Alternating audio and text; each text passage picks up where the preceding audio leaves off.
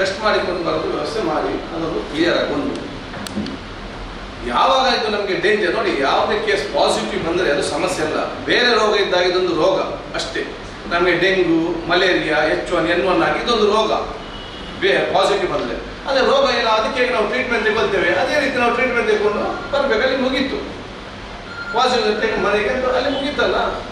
ಯಾವಾಗ ನಾವು ಯಾರ್ಯಾರ ಮಾತಿಗೆ ನಾವು ಟೆಸ್ಟಿಗೆ ಹೋಗೋದಿಲ್ಲ, ಮತ್ತು ನಾವು ಈ ವಾಟ್ಸಪ್ ಮತ್ತು ಇದರ ಮುಖಾಂತರ ಹಾಗೆ ಅಂತ ಆಲೋಚನೆ ಮಾಡಿ ನಾವು ಮುಂದೆ ಹೋಗೋದಿಲ್ಲ, ಆವಾಗ ನಾವು ವೆಂಟಿಲೇಟರ್ ಹೋಗುವ ಪರಿಸ್ಥಿತಿ ಆಗ್ತದೆ. ಆವಾಗ ವೆಂಟಿಲೇಟರ್ ಹೊಡೆದು ಮತ್ತೆ ನಿಮ್ಮನ್ನು ಬಚಾವ್ ಮಾಡಲಿಕ್ಕೆ ಯಾರದ್ದು ಸಾಧ್ಯ ಇಲ್ಲ. ಅದೇ ನಾನು ಹೇಳಿದ್ದೆ, ಟೆಲಿಗ್ರಾಫ್ ಪೇಪರ್ ಡೆಲ್ಲಿಯಿಂದ ಮಾತಾಡಿದೆ. ನಾನು ಎನ್ಕ್ವೈರಿ ಆಗ್ಬೇಕಂತ ಹೇಳಿದ್ದೆ.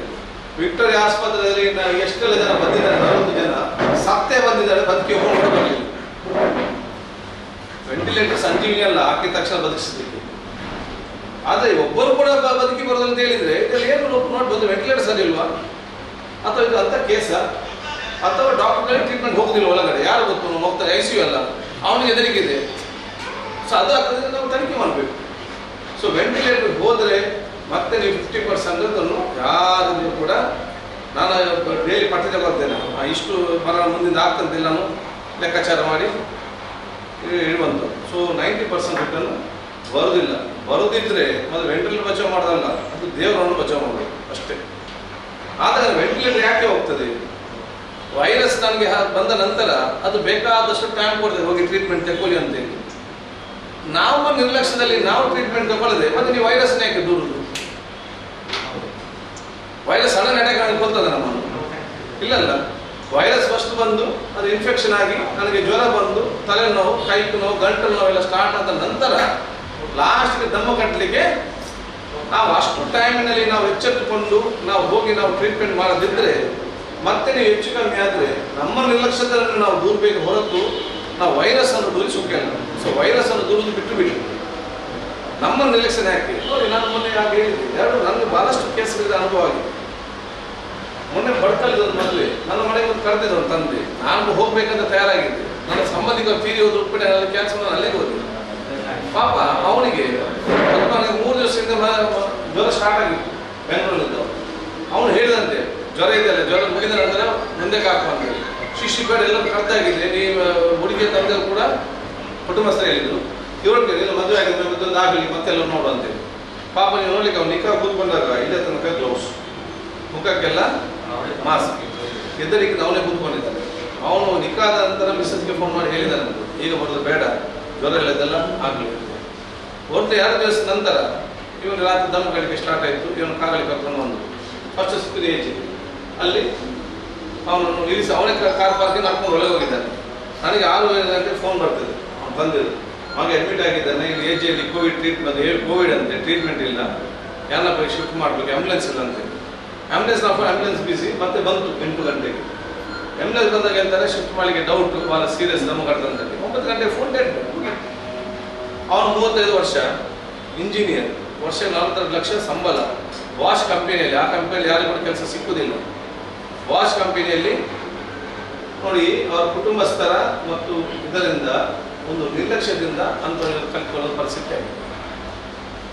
ಇನ್ನೊಬ್ಬರಿಗೆ ಬಹುಶಃ ನಿನ್ನೆ ಬೆಳಿಗ್ಗೆ ಫೋನ್ ಮಾಡ್ತಾರೆ, ನಾನು ಎಂತ ಮಾಡಿ ನಿಮ್ಗೆ ಇಷ್ಟು ಸೀರಿಯಸ್ ಆಗಿದೆ, ಹೀಗೆ ಅವ್ರ ಮನೇಲಿ ಮಾಡ್ತಾರೆ, ನಿಮಗೆಲ್ಲ ಬುದ್ಧಿದ್ದೆ, ಬೇಕಷ್ಟು ದುಡ್ಡಿದೆ, ನಿಮ್ಮ ಪರಿಸ್ಥಿತಿ ಅಂತ ಹೇಳಿದಲ್ಲ. ಅಲ್ಲ, ಸ್ಟಾರ್ಟಿಂಗ್ ಅವ್ರು ಹೇಳ್ತಾ ಇದ್ರು, ಅವ್ರ ಮಗಳು ಹೇಳ್ತಾರಂತ, ಅವ್ರು ಹೇಳ್ತಾ ಇದ್ರು ಟೆಸ್ಟಿಗೆ ಹೋಗ್ತಾರೆ ಅಂತ. ಬೇರೆಯವರು ಬಂದು ಸಂಬಂಧಿಕರಲ್ಲ, ಟೆಸ್ಟಿಗೆ ಹೋಗ್ಬೇಡಿ, ಅಲ್ಲಿ ಹಾಗೆ ಆಗ್ತದೆ, ಇಲ್ಲಿ ಹೀಗೆ ಆಗ್ತದೆ. ಈಗ ದಮ್ಮ ಕಟ್ಟು ಯಾರಿದ್ದಾರೆ, ಈಗ ಇಲ್ಲಿ ಬಂದ ನಂತರ ಒಮ್ಮೆ ನೀವು ICU ಹೋದ್ರೆ ಯಾರು ಬಚಾವ್ ಮಾಡ್ತಾರೆ? ಯಾರು ಇರುವುದಿಲ್ಲ. ಸೊ ಅವರವರ ಆರೋಗ್ಯ ಅವರವರ ಕೈಯಲ್ಲಿರುವಂತ ಪರಿಸ್ಥಿತಿ.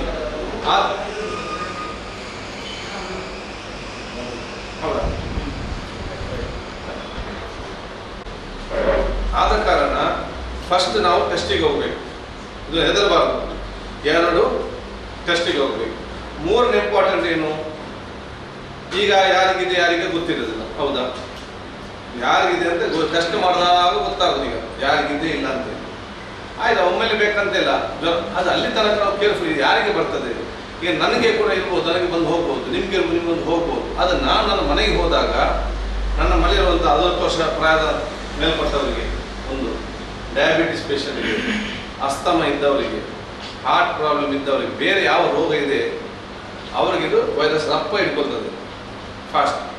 ಆದರೆ ನೀವು ಕೂಡ ಈಗ ಪಬ್ಲಿಕ್ ಎಲ್ಲ ಬರ್ತೀರಿ, ನೀವು ಮನೆಗೆ ಹೋದಾಗ ಏನಿರಬೇಕು, ನಿಮ್ಮ ಮನೆ 60 ವರ್ಷ ಮೇಲ್ಪಟ್ಟವರಿದ್ದರೆ ಅಥವಾ ಡಯಾಬಿಟಿಸ್ ಪೇಷಂಟ್ ಇದ್ದರೆ, ಅಸ್ತಮಾ ಪೇಷಂಟ್ ಇದ್ದರೆ ಅವರನ್ನೆಲ್ಲ ಸ್ವಲ್ಪ ದೂರ ನಿಲ್ಲಿಸಬೇಕು. ಮತ್ತು ಸಣ್ಣ ಮಕ್ಕಳನ್ನು ಜಾಸ್ತಿ ಆಟ ಆಡೋದೆಲ್ಲ ಬಿಟ್ಟು ಅವರನ್ನು ಸ್ವಲ್ಪ ದೂರ ಇಟ್ಟು ದೂರದಲ್ಲಿ ಮಾತಾಡಬೇಕು, ಮಾಸ್ಕ್ ಎಲ್ಲ ಹಾಕಿಕೊಂಡು ಸ್ವಲ್ಪ ಒಂದು ತಿಂಗಳ ತನಕ ಈ ಜಾಗ್ರತೆ ವಹಿಸ್ಕೊಂಡು. ನೀವು ನಿಮ್ಮ ಮನೆಯಲ್ಲಿ ಅಜ್ಜಂದಿರ ಮಕ್ಕಳನ್ನು ಇಟ್ಟು ಎಲ್ಲಿಗೆ ಹೋಗಬೇಡಿ, ದೂರ ನಿಲ್ಲಿ ಅಂತೇಳಿ ಮೂರು ಇಡೀ ಸುತ್ತಾಡಿಕೊಂಡು ಬಂದು ನೀವು ಅವರ ಹೋಗಿ ಕೂತ್ಕೊಂಡ್ರೆ ಅವರನ್ನೇ ಬಿಡ್ಬೋದು, ನಿಮ್ಮ ಮನೆ ಹಾಕಿ ಬಿಡ್ಬೋದು. ಅವರು ಸುತ್ತಾಡಿಕೊಂಡು ಬರಲಿ, ಒಂದೇ ಅಲ್ವಾ? ನೀವು ಸುತ್ತಾಡಿಕೊಂಡು ಅವ್ರ ಜೊತೆ ಕೂತ್ಕೊಳ್ಳೋದು, ಅವ್ರು ಹೋಗಿ ಸುತ್ತಾಡಿಕೊಂಡು ಬರೋದು ವ್ಯತ್ಯಾಸ ಉಂಟಾ? ಇಲ್ಲಲ್ಲ. ಅಲ್ಲಿಗೆ ಬಂದು ಮುಗಿಯುವಂಥ ಪ್ರಶ್ನೆ. ಆದ ಕಾರಣ ಪ್ರತಿ ಮನೆಗೆ ನೀವು ಹೇಳಬೇಕು ಇದರಲ್ಲಿ ಅವರು ಸ್ವಲ್ಪ ಒಂದು ತಿಂಗಳು 1.5 ತಿಂಗಳ ತನಕ ದೂರ ಇಡಿ. ಆಟೋಮೆಟಿಕ್ ಇದ್ದಂಥ ವೈರಸ್ ಹತ್ತು ಹೋಗ್ತದೆ. ಒಂದು ವೈರಸ್ 4 ಗಂಟೆ 5 ಗಂಟೆ ಮಾತ್ರ ಇರುವಂಥದ್ದು. ಎಲ್ಲಿ? ಮೈಯಲ್ಲಿದ್ದರೆ, ನನ್ನ ಬಟ್ಟೆಯಲ್ಲಿದ್ದರೆ, ಅಥವಾ 4-5 ಅವರ್ಸ್ ಮತ್ತೆ ಸತ್ತೋಗ್ತದೆ. ಯಾವಾಗ ನಾವು ಇಲ್ಲಿದ್ದಾಗ ಇಲ್ಲಿ ಮುಟ್ತೇವೆ, ಬಟ್ಟೆಯಲ್ಲಿ ಮುಟ್ತೇವೆ, ಮತ್ತು ನಾವು ಯಾವಾಗಲೂ ಅಭ್ಯಾಸ ಮುಖ ಮುಟ್ಟುವುದು, ಈಗ ಮೂಗು ಮುಟ್ಟುವುದು, ಕಣ್ಣು ಮುಟ್ಟುವುದು, ಅದರ ಮುಖಾಂತರ ಬಾಯಿ, ಮೂಗು ಮತ್ತು ಕಣ್ಣಿನ ಮುಖಾಂತರ ಅದು ಬೇರೆ ಎಲ್ಲಿಂದ ಸ್ಕಿನ್ನಿಂದಲೂ ಕೂಡ ಹೋಗುದಿಲ್ಲ. ಅದಕ್ಕೆ ಮಾಸ್ಕ್ ಹಾಕುದು ಯಾಕೆ? 2 ವಿಚಾರಕ್ಕೆ. ಒಂದು, ಮಾತಾಡುವಾಗ ನಾವು ಅದು ಹತ್ತಿರದಲ್ಲಿ ನಾವು ವೈರಸ್ ಬರೋದು ಗೊತ್ತಾಗೋದಿಲ್ಲ, ಗಾಳಿ ರಪ್ಪ ಬರ್ತದೆ ಇದರಲ್ಲಿ. ಇನ್ನೊಂದೇನು, ನಾವು ಉರುಳಿ ಸುತ್ತ ಮುಟ್ಟಾಡಿಕೊಂಡು ಮನೆಯಲ್ಲಿ ಹೋಗಿ ನಾವು ಅಥವಾ ಅಲ್ಲಿ ಕೂತ್ಕೊಂಡು ನಾವು ಬಾಯಿ ಮುಟ್ಟುವುದು, ಅದೇ ಆಟೋಮೆಟಿಕ್ ಆಗಿ ಹೋಗಿ ಬಿಡ್ತದೆ. ಅದಕ್ಕಾಗಿ ನಾವು ಮಾಸ್ಕ್ ಇವತ್ತು 2 ವಿಚಾರಕ್ಕೆ ಆಗುವಂಥದ್ದು. ಸೊ ಇದಾಗದ ರೀತಿಯಲ್ಲಿ ನಾವು ಇವತ್ತು ನೋಡಿಕೊಳ್ಬೇಕು. ಮತ್ತು ಮಾಸ್ಕ್ ಅನ್ನು ನಿಮ್ಮ ಗ್ರಾಮದಲ್ಲಿ ಕಡ್ಡಾಯ ಮಾಡಿ, ನಿಮ್ಮ ಮನೆಯ ನೋಡಿ, ಅದಕ್ಕೆ ನಾವು ಎಲ್ಲ ಒಂದು ಗ್ರೂಪ್ ಮಾಡಿ, ವಾರ್ಡ್ ವೈಸ್ ಚೆನ್ನಾಗಿ ಒಂದು ಸ್ಟ್ರಾಂಗ್ ಗ್ರೂಪ್ ಮಾಡಿ ಅವ್ರು ಏನು ಮಾಡ್ಬೇಕಂತ ಹೇಳಿದರೆ, ಅವರ ಏರಿಯಾಕ್ಕೆ ಅನಗತ್ಯವಾಗಿ ಬರುವವರು ಹೋಗ್ಬಾರ್ದು. ಈಗ ಸದ್ಯದ ಮಟ್ಟಿಗೆ ಅನಗತ್ಯವಾಗಿ ಅಲ್ಲಿ ಇದ್ದವರು ಕೂಡ ಅನಗತ್ಯವಾಗಿ ಹೊರಗೆ ಅವನಿಗೆ ಕೆಲಸ, ವ್ಯಾಪಾರ ಇನ್ನಿದ್ದವನು ಹೋಗಬೇಕು. ಮಾಸ್ಕ್, ಗ್ಲೌಸ್, ಸ್ಯಾನಿಟೈಸರ್ ಜಾಗ್ರತೆಯಿಂದ ಹೋಗಬೇಕು, ಜಾಗ್ರತೆ ಮತ್ತೆ ರಿಟರ್ನ್ ಬರಬೇಕು. ಯಾರು ಕೂಡ ಅನಗತ್ಯವಾಗಿ ಅಲ್ಲಿಗೆ ಬರೋದು ಬೇಡ. ಎಲ್ಲ ಕಾರ್ಯಕ್ರಮ ಸ್ವಲ್ಪ ಮುಂದಕ್ಕೆ ಆಗ್ತದೆ. ಅಷ್ಟು ಮಾತ್ರ ಅಲ್ಲ, ಈ ಮನೆಯವರು ಈ ಮನೆಗೆ ಹೋಗೋದನ್ನು ಕೂಡ ಸ್ವಲ್ಪ ಸಂಬಂಧಿಕರ ಮನೆಗೆ ಅಲ್ಲಿ ಸ್ವಲ್ಪ ಕಡಿವಾಣ ಹಾಕಿ 1 ತಿಂಗಳ ಮಟ್ಟಿಗೆ. ಯಾಕೆ ಎಲ್ಲಿಂದ ಯಾರು ಎಲ್ಲಿ ಹೋಗ್ತಾರೆ ಗೊತ್ತಿರೋದಿಲ್ಲ. ಆಯ್ತಾಗ್ತದೆ. ಇದಕ್ಕೆ ಸ್ವಲ್ಪ ಕಡಿವಾಣ ಹಾಕಿ ಈ 3 ವಿಚಾರ ಸಂಬಂಧಪಟ್ಟಿದೆ. ಮತ್ತೆ ಕಡ್ಡಾಯವಾಗಿ ನಿಮ್ಮ ಟೀಮ್ ಮೆಂಬರ್ ಅವರು ಮಾಸ್ಕ್ ಅನ್ನು ಕಡ್ಡಾಯವಾಗಿ ಅವನು ಮನೆಯಲ್ಲಿ ಆಗಬೇಕು, ಹೊರಗಡೆ ಕೂಡ ಬರುವಾಗ ಆಗಬೇಕು. ನಿಮ್ಮ ವಾರ್ಡ್ನಲ್ಲಿ ಮಾಸ್ಕ್ ಯಾರು ಕೂಡ ಸುತ್ತಾಡುವಾಗ, ಈ ಪೇಟೆಯಲ್ಲಿ ಕೂಡ ಗಾಡಿಯಲ್ಲಿ ಮುಂಚೆ ನಾನು ಕೂಡ ಅಷ್ಟು ಆಗ್ತಾ ಇರಲಿಲ್ಲ, ಈಗ ನಾನು ಎಲ್ಲ ಕೂಡ ಆಗ್ತಾ. ಯಾಕೆ ಗೊತ್ತಿಲ್ಲ ಏನಂತೇಳಿ. ನನ್ನನ್ನು ನೋಡಬೇಡಿ ಮಾರೆ, ನಾನು 3 ಸಲ ಟೆಸ್ಟ್ ಮಾಡ್ತೇನೆ, ನಾನು ಆಗಾಗ ಟೆಸ್ಟ್ ಮಾಡ್ತೇನೆ. 5ರಲ್ಲಿ ನಾನು ಮೊನ್ನೆ ಕೂಡ ನಾನು ಟೆಸ್ಟ್ ಮಾಡಿ 15 ಮತ್ತೆ ನಾನು ಟೆಸ್ಟ್ ಮಾಡ್ತೇನೆ. ಸೊ ನಾವು ಎಷ್ಟಿದೆ ಅಷ್ಟೇ ನಾವು ಜಾಗ್ರತೆ ವಹಿಸುವ ವಿಚಾರ ಬರೋದಿಲ್ಲ ಅಂತಲ್ಲ, ಮತ್ತೆ ನಾವು ಆಗಾಗ ಟೆಸ್ಟ್ ಮಾಡ್ತೇವೆ ಅದಕ್ಕೆ ಸಂಬಂಧಪಟ್ಟಾಗಿ. ಸೊ ಈ ವಾರ್ಡ್ನಲ್ಲಿ ನೀವೊಂದು ಕಮಿಟಿ ಮಾಡಿಕೊಂಡು ಹೊರಗಿನ ಅಗತ್ಯ ಬರೋದು ಬೇಡ, ಒಳಗೆ ಬರೋದು ಬೇಡ, ಅಗತ್ಯ ಇದ್ದ ಮಾತು ಬನ್ನಿ. ಮತ್ತು ಆ ಒಂದು ಏರಿಯಾದಲ್ಲಿ ನೀವು ಒಂದು ಜಾಗ್ರತೆ ವಹಿಸಿ. ಪ್ಲಸ್ ನಿಮಗೆ ಆರೋಗ್ಯ ಇಲಾಖೆ ಮುಖಾಂತರ ನಿಮಗೆ ಇದನ್ನು ಕೊಡ್ತಾರೆ, ಯಾವುದನ್ನು, ನಮ್ಮ ಮದ್ದನ್ನು. ನಿಮ್ಮ ಗ್ರಾಮದಲ್ಲಿ ತೋಟದಿದ್ದವರು ತುಂಬ ಜನ ಇದ್ದಾರೆ, ಅವ್ರ ಹತ್ರ ಪಂಪ್ ಇರ್ತದೆ, ತೋಟಕ್ಕೆ ಮದ್ದು ಬಿಡುವ ಪಂಪ್. ಅದನ್ನು ನೀವೇನಾದರೂ ಸೇರಿಕೊಂಡು ಎಲ್ಲ ಮನೆಗೆ ಒಂದು ಸ್ಯಾನಿಟೈಸೇಷನ್ ಮಾಡಿಕೊಂಡು ಆ ಟೀಮ್ ಒಂದು ಹೋಗ್ಕೊಂಡು ಬರೋದು, ಮನೆಗೆ ಜಾಗ್ರತೆ ಮಾಡೋದು. ಮತ್ತೆ ಒಂದು ನೋಟಿಸ್ ಅಂಟಿಸಬೇಕು, ಅದು ನೀವು ಪಂಚಾಯತ್ನ ಮಾಡಿ ಕೊಡಬೇಕು. ಹೇಗಿರಬೇಕು ಆಗ ಇಮಿಡಿಯೇಟ್ ಜ್ವರ ಬಂದರೆ ಟೆಸ್ಟ್ ಮಾಡಿ, ಈ ನಂಬರಿಗೆ ನೀವು ಆ ವಾರ್ಡ್ನ ಒಂದು ಟೀಮ್ ಮಾಡಿ, ಒಂದು ಫೋನ್ ನಂಬರ್, ಮತ್ತು ನಮ್ಮ ಇಡೀ ಗ್ರಾಮಸ್ಥರು ಎಲ್ಲರೂ ಸೇರಿ ಒಂದು 20 ಜನರ ಟೀಮ್ ಹಾಕಬೇಕು. ಯಾವ ಕೆಲಸ ಮಾಡಲಿಕ್ಕೆ ತಯಾರಿದ್ದಾರೆ ದಯವಿಟ್ಟು ಅವರನ್ನು ಮಾತ್ರ ನಾನು ಆಗ್ತಾನೆ 20 ಜನ ನೀವು ಟೀಮ್ ಹಾಕಿಕೊಂಡು ಇದರಲ್ಲಿ ನಿಮ್ಮನ್ನೆಲ್ಲ ರೆಡಿ ಮಾಡಿ. ನಾಳೆ ಫೋನ್ ಬರುವಾಗ ನನಗೆ ಸ್ವಲ್ಪ ಅಜ್ಜಿಗೆ ಹುಷಾರಿಲ್ಲ, ಅದು ನನಗೆ ಸ್ವಲ್ಪ ಮೈಕೈನೋ ಇಂಥದ್ದಾಗಿ ಸುಖ ಇಲ್ಲ ಲಾಸ್ಟ್ ಮೊಮೆಂಟಿಗೆ. ಸೊ ಫಸ್ಟಿಗೆ ಯಾರೆಲ್ಲದಕ್ಕೆ ತಯಾರಾಗಿ ನಿಲ್ತಾರೆ ಈ ಸಂದರ್ಭದಲ್ಲಿ. ಮತ್ತು ಅದು PP ಕಿಟ್ 5 PP ಕಿಟ್ಗೆ ಮುಟ್ಟಿಸ್ತೇನೆ. ನಿಮಗೆ ಏನಾದ್ರು ಬಂತೇಳಿ ಫೋನ್ ಬಂತಂತೇಳಿ ಹೆದರಿಕೆ ಅವನಂತ ಯಾರು ಕೂಡ ಹೋಗುದಿಲ್ಲ, ಅಥವಾ ಯಾರು ಮುಟ್ಲಿಕ್ಕೆ ಬರೋದಿಲ್ಲ. ಆ ಪರಿಸ್ಥಿತಿ ಆಗಬಾರ್ದು. ಯಾರೊಬ್ಬ ಕಿಟ್ ಆಗಬೇಕು, ನೇರವಾಗಿ ಹೋಗಬೇಕು, 108ಗೆ ಫೋನ್ ಮಾಡಬೇಕು, ಹತ್ತಿಸಿ ಕಳಿಸ್ಬೇಕು, ಮತ್ತೆ ಯಾರೋ ವೆಹಿಕಲ್ ನೋಡು ಬರಬೇಕು. ಇಷ್ಟಾದ ಏನು ಕೂಡ ಸಮಸ್ಯೆ ಇಲ್ಲ. ಕೆಲವೊಂದು ಸಂದರ್ಭದಲ್ಲಿ ಸೀರಿಯಸ್ ಆಗಿ ಅವ್ರ ನಿರ್ಲಕ್ಷ್ಯ ನಿಮ್ಗೆ ಹೇಳಲಿಕ್ಕಿಲ್ಲ, ಕಡೆಗಳಿಗೆ ಗೊತ್ತಾದ್ರೆ ಆಗ್ಬೋದು. ಆವಾಗ ಏನು ಮಾಡಬೇಕು?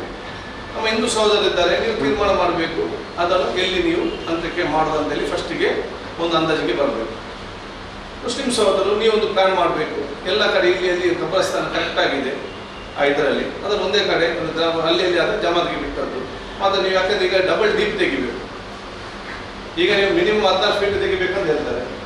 ಅಷ್ಟಾದ್ರೂ ಸ್ವಲ್ಪ ಆದರೂ 12 10 ಬರಬೇಕು ಮಿನಿಮಮ್ 5ಕ್ಕೆ. ಆವಾಗ ನೀರು ಸಿಗಬಾರ್ದು. ನೀವು ಈಗ ಸುಮ್ಮನೆ ಕೂತ್ಕೊಂಡು ಆವಾಗ ಮತ್ತೆ ನೀರು ಸಿಕ್ಕಿದೆ ಕಡೆಗಳಿಗೆ ಆ ಕಡೆಗೆ ಓಡಲಿಕ್ಕೆ ಆಗುವುದಿಲ್ಲ. ಮತ್ತು ನಿಮ್ಮ ವ್ಯಾಪ್ತಿಯಲ್ಲಿ ಅದಕ್ಕೆ ಗೌರವಪೂರ್ವಕವಾಗಿ ಧಾರ್ಮಿಕ ವಿಧಿವಿಧಾನ ಹಂಚುವಂತಹ ಕೆಲಸ ಮಾಡಬೇಕು. ನೋಡಿ, ನಾನು ಅವತ್ತು ಕಿಟ್ ಹಾಕದೆ ನಾನು ಯಾಕೆ ಕೆಲಸ ಮಾಡಿದೆ ಅಂತ ಹೇಳಿದ್ರೆ, ನನಗೆ ಸಂದೇಶ ಕೊಡಬೇಕು.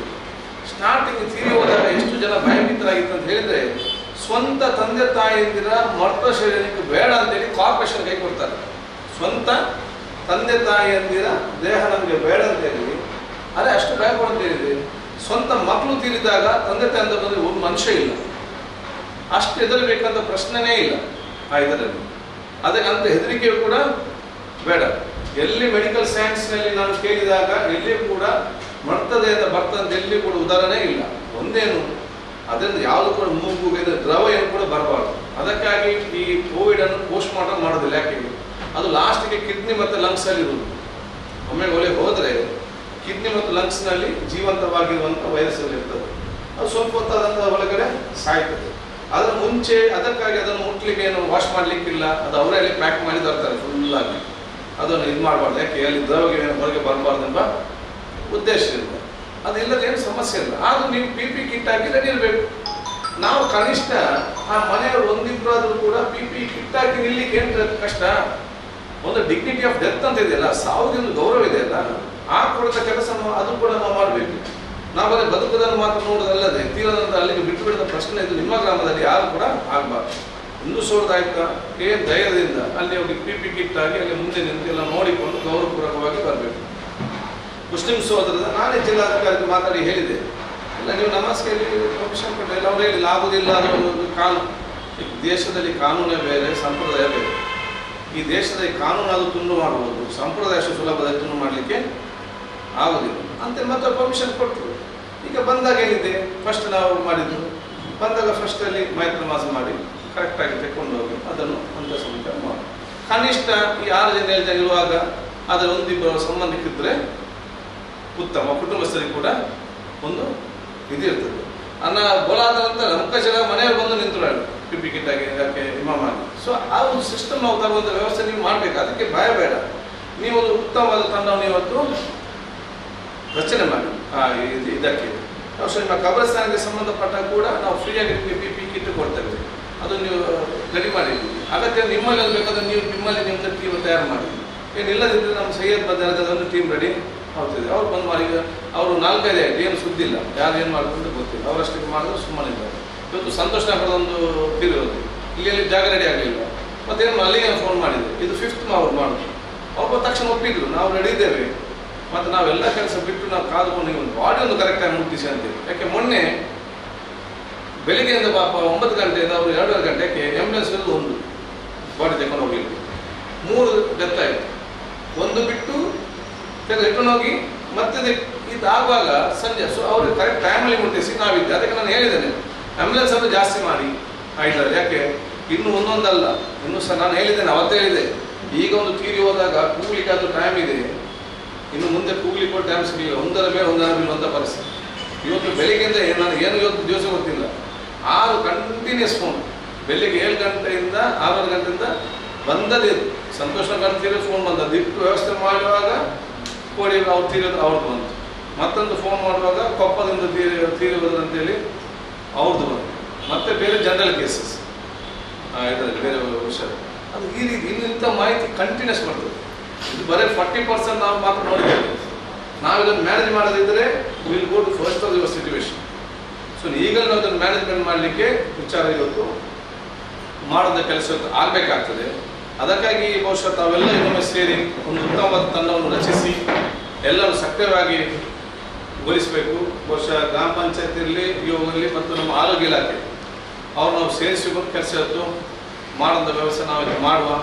ನಿಮ್ಮ ತಂಡಕ್ಕೆ ಒಂದು 2-3 ಕಿಟ್ ನಾವು ಸಪ್ರೇಟಾಗಿ ಕೊಡ್ತೇವೆ. ಯಾಕೆ ಫೋನ್ ಬರ್ತದೆ ಜ್ವರ ಅಂತ. ಮತ್ತು ಒಂದು ವಾಟ್ಸಪ್ ಗ್ರೂಪ್ ಬೇಕಾದರೂ ಮಾಡಿ, ಆಗಿದ್ದಾಗ ಡಾಕ್ಟರ್ಗೆ ಚರ್ಚೆ ಮಾಡಿ ಇದರಲ್ಲಿ ನಿಮ್ಮ ಈ ಗ್ರಾಮದ ಏನಾದರೂ ಫೋನ್ ಬಂದರೆ ಯಾರು ಅವನು ಫೋನ್ ಬರ್ತಾರೆ ಯಾರು ಇಲ್ಲ ಅಂತೇಳಿ ಹೆದರಬೇಡಿ, ಕಿಟ್ ಹಾಕಿಕೊಂಡು ಡೈರೆಕ್ಟಾಗಿ ಹೋಗಿ ಇದರಲ್ಲಿ ಒಬ್ಬರು ನಿಂತು ಅವನಿಗೆ ಫೋನ್ ವ್ಯವಸ್ಥೆ ಮಾಡಿ ಕಳಿಸಿ ಬನ್ನಿ. ಏನು ಅದರಲ್ಲಿ ಆ ಒಂದು ವಿಚಾರ ಯಾವುದೂ ಇಲ್ಲ. ಮತ್ತು ಅವನು ಜ್ವರ ಇದ್ದರೂ ಕೂಡ ದೂರದಿಂದ ಮಾತಾಡಲಿಕ್ಕೆ ಅನಿಸುತ್ತೆ. ಮತ್ತು ಇನ್ನೊಂದು ಅಗತ್ಯ ಏನು, ನಾವು ಜನರಿಗೆ ಒಂದು ಕೌನ್ಸಿಲಿಂಗ್ ಮಾಡಿಸ್ಬೇಕು. ಕೌನ್ಸಿಲಿಂಗ್ ಅಂತ ಹೇಳಿದರೆ ಜನರಿಗೆ ಈಗ ಒಂದು ಪಾಸಿಟಿವ್ ಆಯಿತು, ಅವನು ಫಸ್ಟೇ ಟೆನ್ಷನ್, ಮತ್ತು ಅವನು ಸ್ವಲ್ಪ ಈ ಕಡೆ ನೆರಕರ ನಿಲ್ಕುವಾಗ ಅವರು ಬಾಗಿಲು ಹಾಕಲಿಕ್ಕೆ ಆಯಿತು, ಇವರು ಕಡ್ಡಿ ಹಾಕಲಿಕ್ಕೆ ಅವನು ಮತ್ತೆ ಟೆನ್ಷನ್. ಆವಾಗ ನೋಡಿ ಆ ಪೇಷಂಟ್ ಜೊತೆ ನಾವು ಹೇಗೆ ವರ್ತಿಸಬೇಕು, ಆ ಪೇಷಂಟ್ ಕುಟುಂಬದವರ ಜೊತೆ ನಾವೇ ಒಂದು ವರ್ತಿಸಬೇಕು. ತೀರಿ ಹೋದಾಗ ನಾವು ಹೇಗೆ ನಮ್ಮ ವಿಚಾರಗಳಿಗೂ ಮಾನವೀಯತೆ ದೃಷ್ಟಿಯಿಂದ ಅವ್ರಿಗೆಲ್ಲ ಕೂಡ ಆತ್ಮಸ್ಥೈರ್ಯ, ನಾವು ಇದ್ದೇ ಎಂಬ ಆತ್ಮಸ್ಥೈರ್ಯ ಕೊಡಿ. 50% ಹುಷಾರಾಗ್ತಾರೆ. ದಮ್ಮ ಕಟ್ಟದಲ್ಲಿ ಅಲ್ಲಿಗೆ ನಿಲ್ತದೆ 50% ಇದರಲ್ಲಿ. ಆ ಕೆಲಸ ಮಾಡಿಕೊಂಡು ಹೋಗುವಂಥ ವಿಚಾರ ಇವತ್ತು ಆಗಲಿ ಅಂತ ಹೇಳಿ ಯಾವುದೇ ಆಗೋದು ಬೇಡ. ಮತ್ತು ದಯವಿಟ್ಟು ನೀವು ಎಲ್ಲ ಮನೆಗೆ ಹೇಳಿ, ಇದರಲ್ಲಿ ಸ್ವಲ್ಪ ಮಟ್ಟ ಜ್ವರ ಬಂದರೂ ಕೂಡ ನಿರ್ಲಕ್ಷ್ಯ ಬೇಡ, ತೋರಿಸಿ ಟ್ರೀಟ್ಮೆಂಟ್ ಕೊಡಿ ಬನ್ನಿ. ಮೊನ್ನೆ ಮುಖಚೇರಿಗೆ ನಿನ್ನೆಲ್ಲ ಡಿಸ್ಚಾರ್ಜ್ ಆಗ್ತದೆ. ಇನ್ನು 10 ಜನ ಮತ್ತೆ ಡಿಸ್ಚಾರ್ಜ್ ಆಗ್ತಾರೆ. ನಾಳೆ ವರ್ಷ ಒಂದು 15 ದಿವಸದಲ್ಲಿ ಯಾರು 3 ಜನ ಕಾರಣ ಎಲ್ಲ ಕೂಡ ಗುಣಮುಖರಾಗಿ ಮನೆಗೆ ಬರ್ತಾರೆ. ಅದು ಆಗದಿದ್ದಲ್ಲಿ ನಾವು ಇವತ್ತು ರ್ಯಾಂಡಮ್ ಚೆಕ್ ಮಾಡದಿದ್ದಲ್ಲಿ ಅವು ಏನಾಗ್ತಿತ್ತು ಪರಿಸ್ಥಿತಿ ನಮ್ಗೆ ಗೊತ್ತೇ ಇರ್ತಿರಲಿಲ್ಲ ಎಷ್ಟು ಜನಗಿದೆ ಅಂತೇಳಿ. 3 ತಿಂಗಳಾಗುವಾಗ ಈ 100 ಜನ ಇನ್ನೂ 1,000 ಜನ ಸ್ಪ್ರೆಡ್ ಮಾಡಿ, ಅವರು ಇನ್ನೂ 10,000 ಜನ ಸ್ಪ್ರೆಡ್ ಮಾಡಿ 10,000ದಲ್ಲಿ 50 ಜನ ಸೀರಿಯಸ್ ಆಗಿ ಮತ್ತೆ ಒಬ್ಬರ ಮೇಲೆ ಒಂದು ಅನಾಹುತ ಆಗುವಂಥ ಪರಿಸ್ಥಿತಿ ಇವತ್ತು ಆಗ್ತದೆ. ಆದಾಗ ಇಲ್ಲಿ ಕೂಡ ಭಾಳ ಜಾಗ ಇಲ್ಲಿ ಇಲ್ಲ ಅಂತ ಯಾರಿಗೂ ಕೂಡ ಹೇಳಬೇಡಿ. ಎಲ್ಲ 30% ಸೊಸೈಟಿಯಲ್ಲಿ ಬಂದು ಬಿಟ್ಟಿದೆ. ಇಡೀ ದೇಶದಲ್ಲಿ ಇವತ್ತು ಬಂದು ಬಿಟ್ಟು ಆಗಿದೆ. ಎಲ್ಲ ಮನೆಯಲ್ಲಿ ಕೂತ್ಕೊಂಡವರಿಗೆ ಹೇಗೆ ಬರ್ತದೆ? ತಾಯಿಯಂದ್ರೆ ಮನೆಯಲ್ಲಿ ಕೂತ್ಕೊಂಡಿದ್ದಾರೆ, ಅವರು ಹೊರಗೆ ಹೋಗಲಿಲ್ಲ, ಅವ್ರಿಗೆ ಹೇಗೆ ಬರುವುದು? ಮಕ್ಕಳು ಬೇರೆ ಬೇರೆ ಕಡೆ ಹೋಗಿರ್ತಾರೆ. ಮಕ್ಕಳ ಇಮ್ಯುನಿಟಿ ಪವರ್ ಸ್ಟ್ರಾಂಗ್ ಇದೆ, ಅವ್ನಿಗೆ ಗೊತ್ತಾಗೋದಿಲ್ಲ ಅವ್ನಿಗಿದೆ ಅಂತೇಳಿ. ಅವ್ನು ಬಂದು ಮನೆಯಲ್ಲಿ ಕೂತ್ಕೊಂಡು ಮಾತಾಡೋಗೆಲ್ಲ ತಾಯಿ ಅಂದರೆ ಬರ್ತದೆ, ಅವ್ರ ವಯಸ್ಸಾಗಿದೆ, ಅವ್ರಿಗೆ ಅದು ಬೇಗ ಬಂದು ಹಿಡಿದು ಬರ್ತದೆ ಬೇರೆ ಹೋಗಿದ್ದಾಗ. ಸೊ ಇದನ್ನು ನಾವು ಭಾಳ ಇವತ್ತು ಜಾಗೃತರಾಗಿ ಒಂದು ವಿಚಾರ. ನೀವು ಯಾರಿಗೂ ಮೂವತ್ತಿಗೆ ನನ್ನನ್ನು ಆಗಿ ಮತ್ತೆ ನಾನು ಸ್ವಲ್ಪ ಟೈಮ್ ಬಿಟ್ಟು ಮಾಡಿದೆ, ಮತ್ತೆ ಇಲ್ಲದ ಹೇಳಲಿಕ್ಕೆ ಸಾಧ್ಯ ಇಲ್ಲ ನನಗೆ. ಸೊ 30% ಕಮ್ಯುನಿಟಿಯಲ್ಲಿ ಇದೆ. ನೀವು 100 ಜನ ನೋಡುವಾಗ ಮಿನಿಮಮ್ 20 to 30 ಇದೆ ಅಂತ ನೀವು ಲೆಕ್ಕಾಚಾರ ಮಾಡಿ. ಆ ಜಾಗೃತಿ ನಾವು ಪ್ರತಿಯೊಬ್ಬರಿಗೂ ಕೂಡ. ಮತ್ತು ಇದು ಸದ್ಯಕ್ಕೆ ಹೋಗುವುದಿಲ್ಲ, 1 ತಿಂಗಳೆಲ್ಲ 15 ದಿವಸ ಹೋಗೋದು ವಿಚಾರ ಅಲ್ಲ. ಇದು ಮುಂದಿನ 6 ತಿಂಗಳ ತನಕ ಹೋಗ್ತದೆ. ಆಗ ನಾವು ಕರೆಕ್ಟಾಗಿ ಮ್ಯಾನೇಜ್ ಮಾಡಿ ಇದೆಲ್ಲ ಕೂಡ ಗ್ರಾಫ್ ಫುಲ್ ಹೋಗಿ ಮತ್ತೆ ಕೆಳಗೆ ಇಳಿಯೋದು, ಒಮ್ಮೆ ಕಂಪ್ಲೀಟ್ ಮೇಲೆ ಹೋಗ್ತದೆ. ಮತ್ತೆ ಆವಾಗ ನಾವು ಯಾರು ಮ್ಯಾನೇಜ್ ಮಾಡ್ತಾರೆ ಅವರು ಬದುಕ್ತಾರೆ ಆ ಊರಲ್ಲಿ. ಅದು ನಮ್ಮ ಕೆಲಸ, ಅದು ಆಗಬೇಕು. ಪಾಸಿಟಿವ್ ಬಂದರೆ ಟೆನ್ಷನ್ ಮಾಡೋದು ಬೇಡ. ನಾನೇ ಉಲ್ಲಾದ 100-1000 ಪಾಸಿಟಿವ್ ಬರಲಿ, ಪೇಪರ್ ಏನು ಬೇಕು ಏನು ಗಡಿಬಿಡಿಲ್ಲ. 10 ದಿವಸ ಎಲ್ಲ ಕೂಡ ಗುಣಮುಖರಾಗಿ ಬಂದಾಗ ನಮ್ಗೆ ಹೇಳ್ಬೋದು 1000 ಗುಣಮುಖರಾಗಿದ್ದಾರೆ, ನಮ್ಗೆ ಗೌರವ ಬರ್ತದೆ.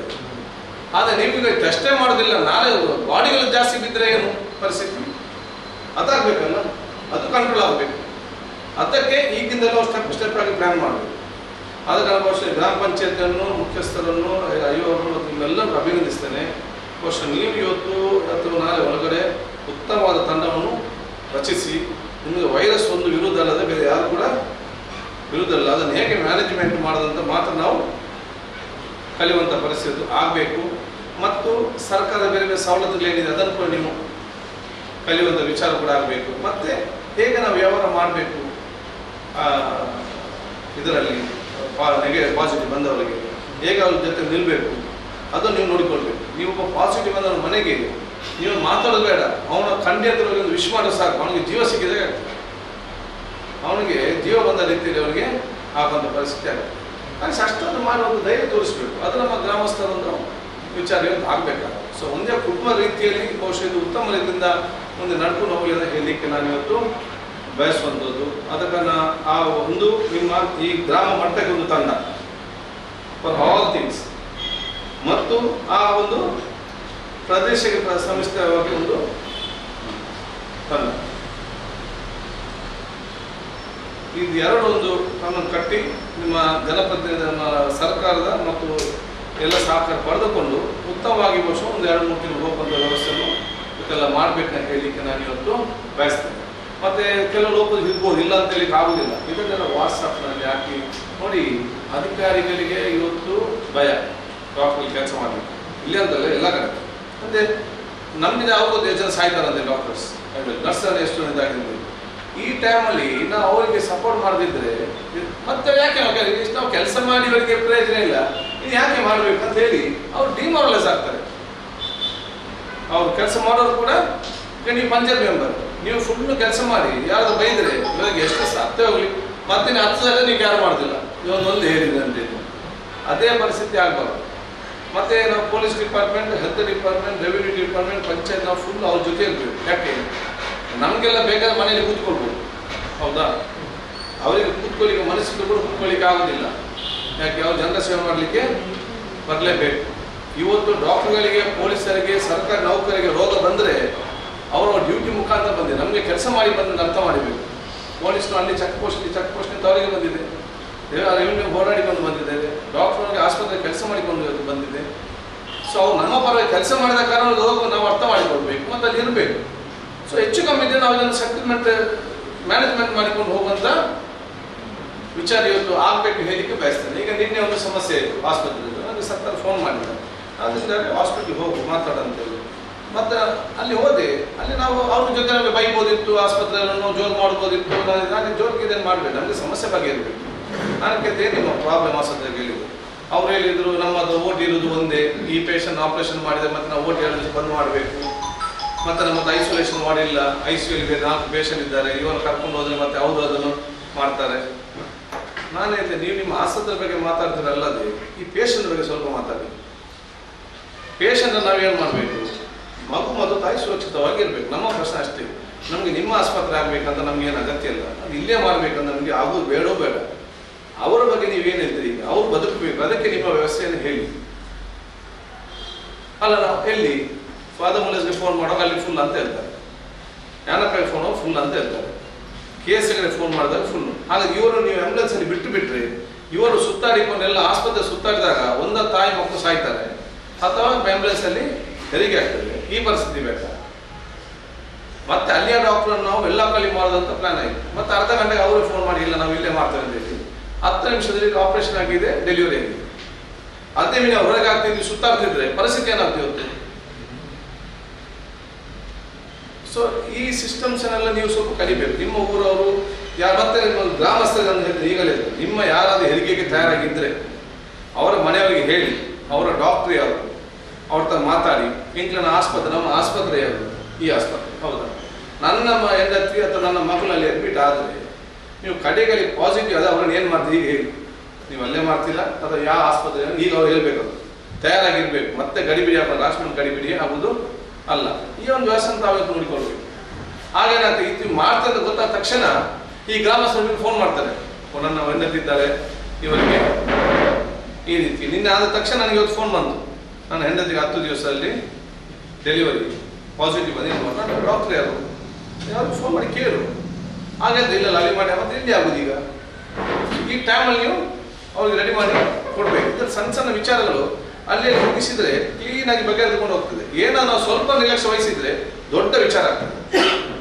ಅದಕ್ಕೆ ಯಾವ ಇಲ್ಲಿ ಅವಕಾಶ ಕೊಡದ ರೀತಿಯಲ್ಲಿ ಇವತ್ತು ಆಗ್ಬೇಕು ನಾನು ಹೇಳಿಕೊಳ್ತಾ, ಸ್ಯಾನಿಟೈಸೇಷನ್ ಸಂಬಂಧಪಟ್ಟಾಗೆ ನೀವು ಒಂದು ಇಡೀ ಊರನ್ನು ಮೇನ್ ರೋಡ್ ಸ್ಯಾನಿಟೈಸ್ ಮಾಡಲಿಕ್ಕೆ ನೀವು ಹೆಲ್ತ್ ಡಿಪಾರ್ಟ್ಮೆಂಟ್ಗೆ ಮಾತಾಡಿದ್ರೆ ಆ ಫೈರ್ ಸರ್ವಿಸಲ್ಲಿ ಬಂದು ಕಂಪ್ಲೀಟ್ ಕಂಟ್ರೋಲ್ ಮಾಡ್ತಾರೆ. ಮತ್ತೆ ನೀವು ಇಲ್ಲಿ ನಿಮ್ಮ ವಾರ್ಡ್ ವೈಸ್ ಮನೆ ಮನೆಗೆ ಮಾಡಿ ಜನರಿಗೆ ಮೂಡಿಸುವಂಥ ಯಾವುದು ಜನತಾಗಿ ಮೂಡಿ ಕೆಲಸ ಮಾಡಿ ಈ ಟೀಮ್ ಮಾಡಿ ಇದು ಕ್ಲೀನ್ ಮ್ಯಾನೇಜ್ಮೆಂಟ್ ಮಾಡಲಿಕ್ಕೆ ಇನ್ನು 6 ತಿಂಗಳು ಸಿಸ್ಟಮ್ಯಾಟಿಕ್ ಹೋಗ್ಲಿಕ್ಕೆ ಆಗ್ತದೆ. ಏನೇ ಪ್ರಾಬ್ಲಮ್ ಇಲ್ಲ. ಇವತ್ತು ನಾವು ಬೆಲ್ಮಾಗ ಅಭಿನಂದಿಸ್ತೀವಿ. ನೀವು ಕ್ವಾರಂಟೈನ್ ಯಾವ ಕ್ಷೇತ್ರದಲ್ಲೂ ಕೂಡ ಮಾಡಲಿಲ್ಲ. ಇವತ್ತು ಬಾಂಬೆ ಬರುವವರೆಗೆ ಇದೆ. ಅದು ನೀವು 24 ರಾತ್ರಿ ಬೆಳಿಗ್ಗೆ ಕೂತ್ಕೊಂಡು 100 ಜನರನ್ನು ಕ್ವಾರಂಟೈನ್ ಮಾಡಿ ಮತ್ತೆ ಅವರ ಮನೆಗೆ ಕಳಿಸುವಂಥ ವಿಚಾರ ಇವತ್ತು ಆಗಿದೆ. ಸೊ ಸಿಸ್ಟಮ್ಯಾಟಿಕ್ ಮಾಡಲಿಕ್ಕೆ ಇಲ್ಲಿ ಎಲ್ಲ ಕೂಡ ಊರವರು ಕೂಡ ಇದ್ದೀರಿ, ಅಧಿಕಾರಿಗಳು ಇದ್ದಾರೆ, ಸೊ ವ್ಯವಸ್ಥೆ ಕೂಡ ಇದೆ. ಬರೀ ಚೆನ್ನಾಗಿ ಇದನ್ನು ಮುಂದುವರಿಸಿಕೊಂಡು ಹೋಗುವ ವಿಚಾರ ಆಗಲಿ ಅಂತ ಹೇಳಿ ಮತ್ತೊಮ್ಮೆ ನಾನು ಸಲ್ಲಿಸಿ ನಿಮಗೆಲ್ಲ ಶುಭಾಶಯ ಸಲ್ಲಿಸ್ತೇನೆ. ಈಗ ಅವರಿಗೆ ಅದು ಬೇಗ ಬಂದು ಹಿಡಿದು ಬರ್ತದೆ ಬೇರೆ ರೋಗ ಇದ್ದಾಗ. ಸೊ ಇದನ್ನು ನಾವು ಭಾಳ ಇವತ್ತು ಜಾಗೃತರಾಗಿರೋ ವಿಚಾರ. ನೀವು ಯಾವಾಗಲೂ ಮೂವರ್ದಿಗೆ ನನ್ನನ್ನು ಆಗಿ ಮತ್ತೆ ನಾನು ಸ್ವಲ್ಪ ಟೈಮ್ ಬಿಟ್ಟು ಮಾಡಿದೆ ಮತ್ತೆ ಇಲ್ಲದ ಹೇಳಲಿಕ್ಕೆ ಸಾಧ್ಯ ಇಲ್ಲ ನನಗೆ. ಸೊ 30% ಕಮ್ಯುನಿಟಿಯಲ್ಲಿ ಇದೆ. ನೀವು 100 ಜನ ನೋಡುವಾಗ ಮಿನಿಮಮ್ 20 to 30 ಇದೆ ಅಂತ ನೀವು ಲೆಕ್ಕಾಚಾರ ಮಾಡಿ. ಆ ಜಾಗೃತಿ ನಾವು ಪ್ರತಿಯೊಬ್ಬರಿಗೂ ಕೂಡ, ಮತ್ತು ಇದು ಸದ್ಯಕ್ಕೆ ಹೋಗುವುದಿಲ್ಲ, 1 ತಿಂಗಳೆಲ್ಲ 15 ದಿವಸ ಹೋಗುವಂಥ ವಿಚಾರ ಅಲ್ಲ. ಇದು ಮುಂದಿನ 6 ತಿಂಗಳ ತನಕ ಹೋಗ್ತದೆ. ಆಗ ನಾವು ಕರೆಕ್ಟಾಗಿ ಮ್ಯಾನೇಜ್ ಮಾಡಿ ಇದೆಲ್ಲ ಕೂಡ ಗ್ರಾಫ್ ಫುಲ್ ಹೋಗಿ ಮತ್ತೆ ಕೆಳಗೆ ಇಳಿಯುವುದು, ಒಮ್ಮೆ ಕಂಪ್ಲೀಟ್ ಮೇಲೆ ಹೋಗ್ತದೆ. ಮತ್ತೆ ಆವಾಗ ನಾವು ಯಾರು ಮ್ಯಾನೇಜ್ ಮಾಡ್ತಾರೆ ಅವರು ಬದುಕ್ತಾರೆ ಆ ಊರಲ್ಲಿ. ಅದು ನಮ್ಮ ಕೆಲಸ, ಅದು ಆಗಬೇಕು. ಪಾಸಿಟಿವ್ ಬಂದರೆ ನೀವು ಟೆನ್ಷನ್ ಮಾಡೋದು ಬೇಡ. ನಾನೇ ಉಲ್ಲಾದ 100-1000 ಪಾಸಿಟಿವ್ ಬರಲಿ, ಪೇಪರ್ ಏನು ಬೇಕು ಏನು ಗಡಿಬಿಡಿಲ್ಲ. 10 ದಿವಸ ಎಲ್ಲ ಕೂಡ ಗುಣಮುಖರಾಗಿ ಬಂದಾಗ ನಮ್ಗೆ ಹೇಳ್ಬೋದು 1000 ಗುಣಮುಖರಾಗಿದ್ದಾರೆ, ನಮ್ಗೆ ಗೌರವ ಬರ್ತದೆ. ಆದರೆ ನೀವೀಗ ಟೆಸ್ಟೇ ಮಾಡೋದಿಲ್ಲ, ನಾಳೆ ಬಾಡಿಗಳು ಜಾಸ್ತಿ ಬಿದ್ದರೆ ಏನು ಪರಿಸ್ಥಿತಿ? ಅದಾಗಬೇಕಲ್ಲ, ಅದು ಕಂಟ್ರೋಲ್ ಆಗಬೇಕು. ಅದಕ್ಕೆ ಈಗಿಂದಲೂ ಸ್ಟೆಪ್ ಆಗಿ ಪ್ಲ್ಯಾನ್ ಮಾಡಬೇಕು. ಅದಕ್ಕೆ ನಾನು ಬಹುಶಃ ಗ್ರಾಮ ಪಂಚಾಯತಿಯನ್ನು, ಮುಖ್ಯಸ್ಥರನ್ನು, ಅಯ್ಯೋರನ್ನು ಮತ್ತು ನಿಮ್ಮೆಲ್ಲರೂ ಅಭಿನಂದಿಸ್ತೇನೆ. ಬಹುಶಃ ನೀವು ಇವತ್ತು ಅಥವಾ ನಾಳೆ ಒಳಗಡೆ ಉತ್ತಮವಾದ ತಂಡವನ್ನು ರಚಿಸಿ, ನಿಮಗೆ ವೈರಸ್ ಒಂದು ವಿರುದ್ಧ ಅಲ್ಲದೆ ಬೇರೆ ಯಾರು ಕೂಡ ವಿರುದ್ಧ ಅಲ್ಲ, ಅದನ್ನು ಹೇಗೆ ಮ್ಯಾನೇಜ್ಮೆಂಟ್ ಮಾಡೋದಂತ ಮಾತ್ರ ನಾವು ಕಲಿಯುವಂಥ ಪರಿಸ್ಥಿತಿ ಆಗಬೇಕು. ಮತ್ತು ಸರ್ಕಾರದ ಬೇರೆ ಬೇರೆ ಸವಲತ್ತುಗಳೇನಿದೆ ಅದನ್ನು ಕೂಡ ನೀವು ಕಲಿಯುವಂಥ ವಿಚಾರ ಕೂಡ ಆಗಬೇಕು. ಮತ್ತು ಹೇಗೆ ನಾವು ವ್ಯವಹಾರ ಮಾಡಬೇಕು ಇದರಲ್ಲಿ ಪಾಸಿಟಿವ್ ಬಂದವರಿಗೆ, ಹೇಗೆ ಅವ್ರ ಜೊತೆ ನಿಲ್ಲಬೇಕು ಅದನ್ನು ನೀವು ನೋಡಿಕೊಳ್ಬೇಕು. ನೀವು ಒಬ್ಬ ಪಾಸಿಟಿವ್ ಬಂದವನ ಮನೆಗೆ ನೀವು ಮಾತಾಡೋದು ಬೇಡ, ಅವನ ಖಂಡಿ ಹತ್ರ ಒಂದು ವಿಶ್ ಮಾಡೋದು ಸಾಕು, ಅವನಿಗೆ ಜೀವ ಸಿಕ್ಕಿದಾಗ ಆಗ್ತದೆ. ಅವನಿಗೆ ಜೀವ ಬಂದ ರೀತಿಯಲ್ಲಿ ಅವನಿಗೆ ಆಗುವಂಥ ಪರಿಸ್ಥಿತಿ ಆಗುತ್ತೆ. ಹಾಗೆ ಅಷ್ಟೊಂದು ಮಾಡಿ ಒಂದು ಧೈರ್ಯ ತೋರಿಸ್ಬೇಕು. ಅದು ನಮ್ಮ ಗ್ರಾಮಸ್ಥರೊಂದು ವಿಚಾರ ಇವತ್ತು ಆಗಬೇಕಾಗುತ್ತೆ. ಸೊ ಒಂದೇ ಕುಟುಂಬ ರೀತಿಯಲ್ಲಿ ಬಹುಶಃ ಇದು ಉತ್ತಮ ರೀತಿಯಿಂದ ಮುಂದೆ ನಡ್ಕೊಂಡು ಹೋಗಲಿ ಅಂತ ಹೇಳಲಿಕ್ಕೆ ನಾನು ಇವತ್ತು ಬಯಸುವಂಥದ್ದು. ಅದಕ್ಕೆ ಆ ಒಂದು ನಿಮ್ಮ ಈ ಗ್ರಾಮ ಮಟ್ಟಕ್ಕೆ ಒಂದು ತಂಡ ಫಾರ್ ಆಲ್ ಥಿಂಗ್ಸ್, ಮತ್ತು ಆ ಒಂದು ಪ್ರದೇಶಕ್ಕೆ ಸಂಸ್ಥೆಯಾಗಿ ಒಂದು ತಂಡ, ಇದು ಎರಡು ಒಂದು ಕಾನೂನು ಕಟ್ಟಿ ನಿಮ್ಮ ಜನಪ್ರತಿನಿಧಿ ಸರ್ಕಾರದ ಮತ್ತು ಎಲ್ಲ ಸಹಕಾರ ಪಡೆದುಕೊಂಡು ಉತ್ತಮವಾಗಿ ಬಹುಶಃ ಒಂದು 2-3 ತಿಂಗಳು ಹೋಗುವಂಥ ವ್ಯವಸ್ಥೆಯನ್ನು ಇದೆಲ್ಲ ಮಾಡಬೇಕಂತ ಹೇಳಲಿಕ್ಕೆ ನಾನು ಇವತ್ತು ಬಯಸ್ತೇನೆ. ಮತ್ತು ಕೆಲವು ಲೋಕರು ಇರ್ಬೋದು, ಇಲ್ಲ ಅಂತ ಹೇಳಲಿಕ್ಕೆ ಆಗೋದಿಲ್ಲ. ಇದನ್ನೆಲ್ಲ ವಾಟ್ಸಪ್ನಲ್ಲಿ ಹಾಕಿ ನೋಡಿ. ಅಧಿಕಾರಿಗಳಿಗೆ ಇವತ್ತು ಭಯ ಡಾಕ್ಟ್ರಲ್ಲಿ ಕೆಲಸ ಮಾಡಲಿಕ್ಕೆ, ಇಲ್ಲಿ ಅಂತಲ್ಲ ಎಲ್ಲ ಕಡೆ. ಮತ್ತು ನಮಗೆ ಆಗೋದು ಎಷ್ಟು ಜನ ಸಾಯ್ತಾರಂತೆ ಡಾಕ್ಟರ್ಸ್, ನರ್ಸಲ್ಲಿ ಎಷ್ಟು ಇದಾಗಿದೆ. ಈ ಟೈಮಲ್ಲಿ ನಾವು ಅವರಿಗೆ ಸಪೋರ್ಟ್ ಮಾಡದಿದ್ದರೆ ಮತ್ತೆ ಯಾಕೆ ಇಷ್ಟು ನಾವು ಕೆಲಸ ಮಾಡಿ ಅವರಿಗೆ ಪ್ರಯೋಜನ ಇಲ್ಲ, ಇದು ಯಾಕೆ ಮಾಡಬೇಕು ಅಂತ ಹೇಳಿ ಅವ್ರು ಡಿಮಾರಲೈಸ್ ಆಗ್ತಾರೆ. ಅವ್ರು ಕೆಲಸ ಮಾಡೋರು ಕೂಡ ನೀವು ಪಂಚಾಯತ್ ಮೆಂಬರ್, ನೀವು ಫುಲ್ ಕೆಲಸ ಮಾಡಿ ಯಾರು ಬೈದರೆ ಇವರಿಗೆ ಎಷ್ಟು ಸತ್ತೇ ಹೋಗಲಿ, ಮತ್ತೆ 10 ಸಲ ನೀವು ಯಾರು ಮಾಡೋದಿಲ್ಲ, ಇವೊಂದು ಹೇಳಿದ್ರೆ ಅಂತ ಇದು ಅದೇ ಪರಿಸ್ಥಿತಿ ಆಗಬಾರ್ದು. ಮತ್ತು ನಾವು police department, health department, revenue department, panchayat ನಾವು ಫುಲ್ ಅವ್ರ ಜೊತೆ ಇರಬೇಕು. ಯಾಕೆ ನಮಗೆಲ್ಲ ಬೇಕಾದ್ರೆ ಮನೇಲಿ ಕೂತ್ಕೊಳ್ಬೋದು, ಹೌದಾ? ಅವರಿಗೆ ಕೂತ್ಕೊಳ್ಳಿಕ್ಕೆ ಮನಸ್ಸಿಗೆ ಕೂಡ ಕೂತ್ಕೊಳ್ಳಿಕ್ಕೆ ಆಗೋದಿಲ್ಲ. ಯಾಕೆ ಅವ್ರು ಜನರ ಸೇವೆ ಮಾಡಲಿಕ್ಕೆ ಬರಲೇಬೇಕು. ಇವತ್ತು ಡಾಕ್ಟರ್ಗಳಿಗೆ, ಪೊಲೀಸರಿಗೆ, ಸರ್ಕಾರಿ ನೌಕರಿಗೆ ರೋಗ ಬಂದರೆ ಅವರ ಡ್ಯೂಟಿ ಮುಖಾಂತರ ಬಂದಿದೆ, ನಮಗೆ ಕೆಲಸ ಮಾಡಿ ಬಂದು ಅರ್ಥ ಮಾಡಬೇಕು. ಪೊಲೀಸ್ನು ಅಲ್ಲಿ ಚೆಕ್ ಪೋಸ್ಟ್ ಅಂತ ಅವರಿಗೆ ಬಂದಿದೆ, ರೆವಿನ್ಯೂ ಹೋರಾಡಿ ಬಂದಿದೆ, ಡಾಕ್ಟರ್ಗೆ ಆಸ್ಪತ್ರೆ ಕೆಲಸ ಮಾಡಿಕೊಂಡು ಬಂದಿದೆ. ಸೊ ಅವ್ರು ನಮ್ಮ ಪರವಾಗಿ ಕೆಲಸ ಮಾಡಿದ ಕಾರಣ ರೋಗ ನಾವು ಅರ್ಥ ಮಾಡಿಕೊಳ್ಬೇಕು ಮತ್ತು ಅಲ್ಲಿ ಇರಬೇಕು. ಸೊ ಹೆಚ್ಚು ಕಮ್ಮಿ ಇದೆ ನಾವು ಇದನ್ನು ಸೆಟಲ್ಮೆಂಟ್ ಮ್ಯಾನೇಜ್ಮೆಂಟ್ ಮಾಡಿಕೊಂಡು ಹೋಗುವಂಥ ವಿಚಾರ ಇವತ್ತು ಆಗಬೇಕು ಹೇಳಲಿಕ್ಕೆ ಬಯಸ್ತೇನೆ. ಈಗ ನಿನ್ನೆ ಒಂದು ಸಮಸ್ಯೆ ಆಯಿತು ಆಸ್ಪತ್ರೆಯಲ್ಲಿ, ನನಗೆ ಸರ್ಕಾರ ಫೋನ್ ಮಾಡಿದ್ದಾರೆ, ಅದರಿಂದ ಹಾಸ್ಪಿಟ್ಲಿಗೆ ಹೋಗಿ ಮಾತಾಡೋಂಥೇಳಿ.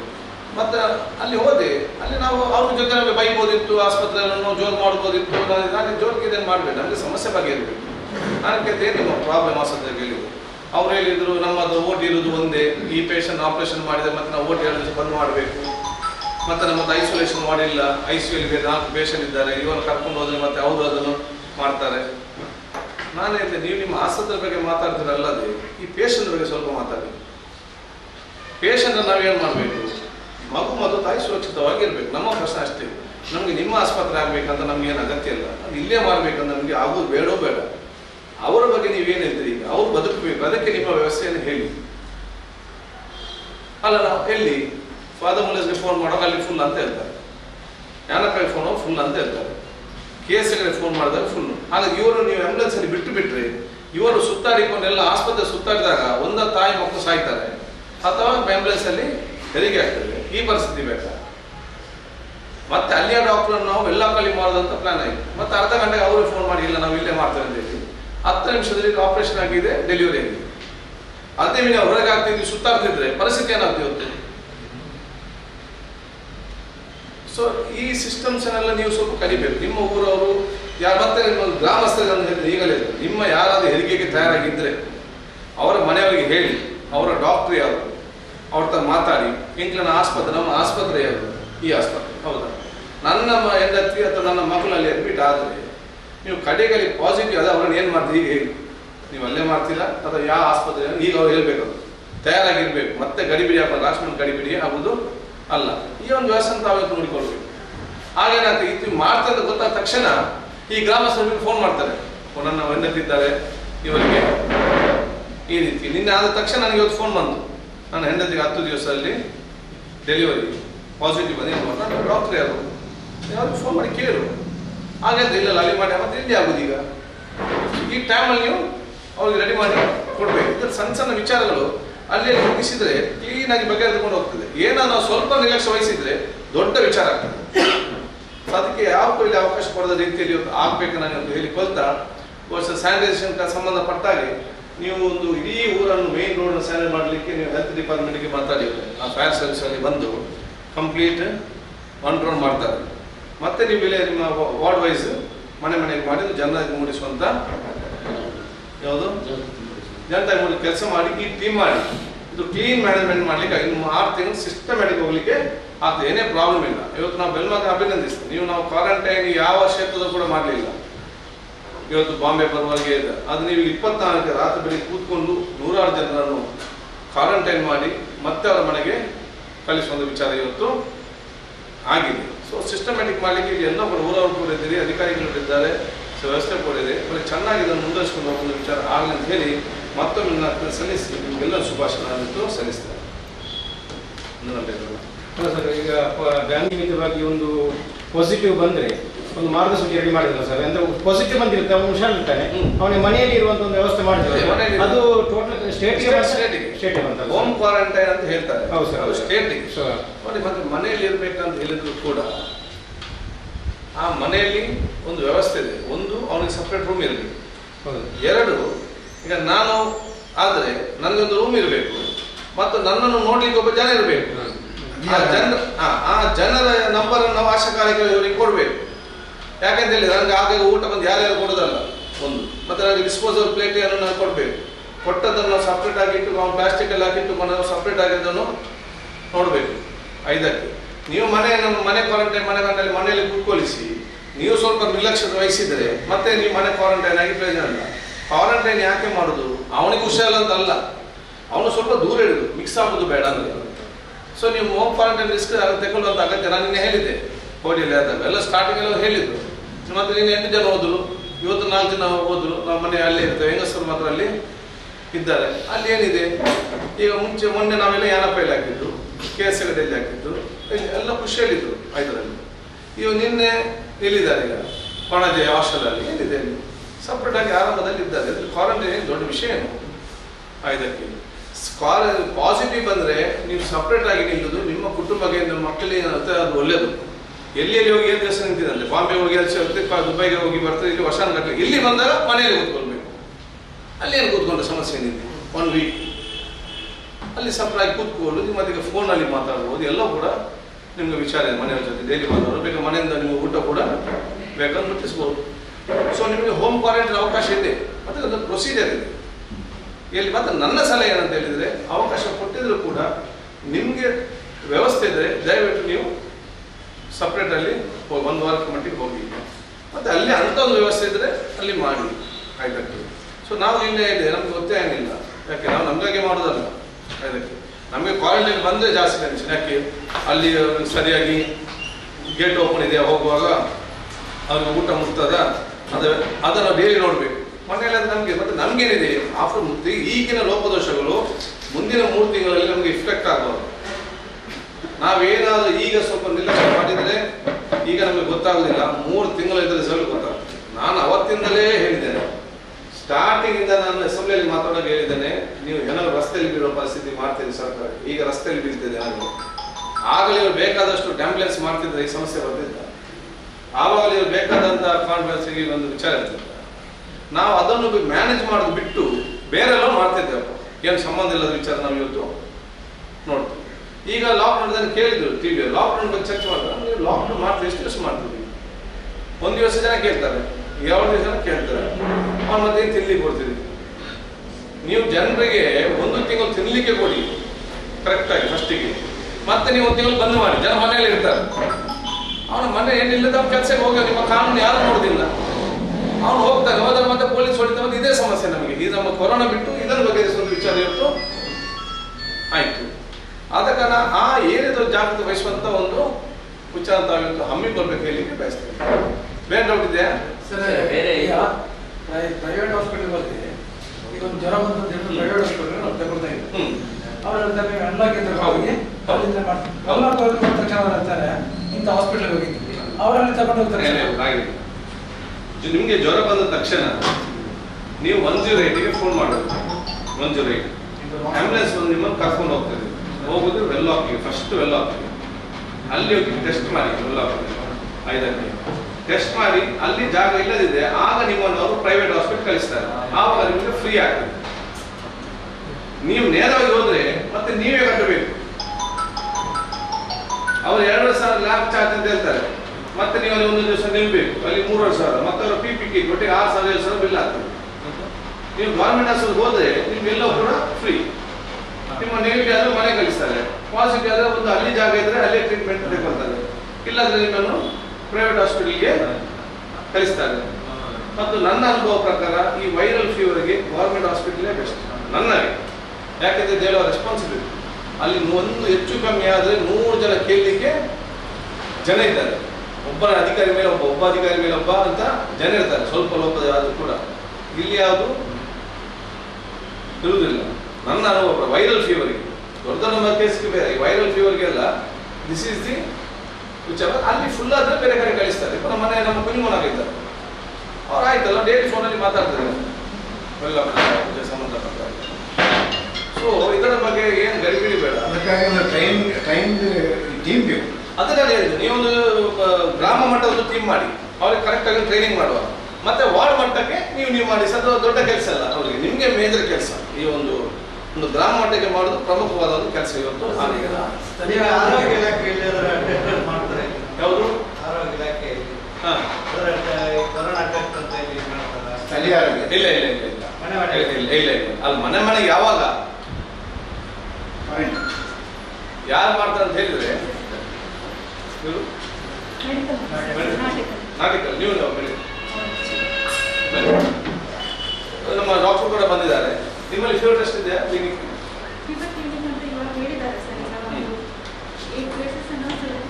ಈಗ ಫೀವರ್ ಕ್ಲಿನಿಕ್ ಬೇಕಾದ್ರೆ ನೀವು ರಿಕ್ವೆಸ್ಟ್ ಕೊಡಿ ಸ್ಟಾರ್ಟ್ ಮಾಡುವ. ಮತ್ತೆ ಇಲ್ಲಿ ಹೇಳ್ತೇನೆ, ಫೀವರ್ ಕ್ಲಿನಿಕ್ ಅಂತ ಅಲ್ಲಿ ಜ್ವರ ಟೆಸ್ಟ್ ಮಾಡಿ ಸ್ವ್ಯಾಬ್ ಹೋಗುದು ವೆಲ್ಲಾಕಿಗೆ, ಅಲ್ಲೇ ಟೆಸ್ಟ್ ಮಾಡಿ ಲ್ಯಾಬ್ ಇಲ್ಲ, ಅಲ್ಲಿ ದ್ರವ ತೆಗಿ ಅದು ಸಿಸ್ಟಮ್ ಮಾಡಿಸ್ಬೇಕು.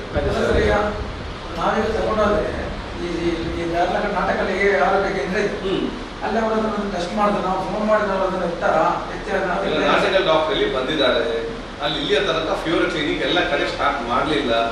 ಫೀವರ್ ಕ್ಲಿನಿಕ್ ಯಾಕೆ ಎಲ್ಲ ಕಡೆ ನಾವು ಸ್ಟಾರ್ಟ್ ಮಾಡಲಿಲ್ಲ ಅಂತ ಹೇಳಿದ್ರೆ, ನಾವು ಹಿಸ್ಟ್ರಿಯನ್ನು ನೋಡುವಾಗ ಎಲ್ಲಿ ಫೀವರ್ ಕ್ಲಿನಿಕ್ ಆಗ್ತದೆ ಅಲ್ಲಿ ಕೇಸಸ್ ಜಾಸ್ತಿ ಬರ್ತದೆ. ಹೇಗೆ ಈ ರೋಗ ಬಂದವರೆಲ್ಲ ಅಲ್ಲಿಗೆ ಹೋಗ್ತಾರೆ. ನೀವು ನೋಡಿ, ನೀವು ನಾಟಕಲ್ಲಿ ಮಾಡ್ತಾರೆ ಅಂತ ಹೇಳಿ ಎಲ್ಲ ರೋಗ ಬಂದವರು 10 ಗ್ರಾಮದಿಂದ ಕೂಡ 10 ಜನ ಕೂಡ ಈ ವೈರಸ್ ಇಟ್ಕೊಂಡವನು ನಾಟಕಲ್ ಕ್ಯಾಂಪಸ್ಗೆ ಹೋಗ್ತಾನೆ ಅಲ್ಲ.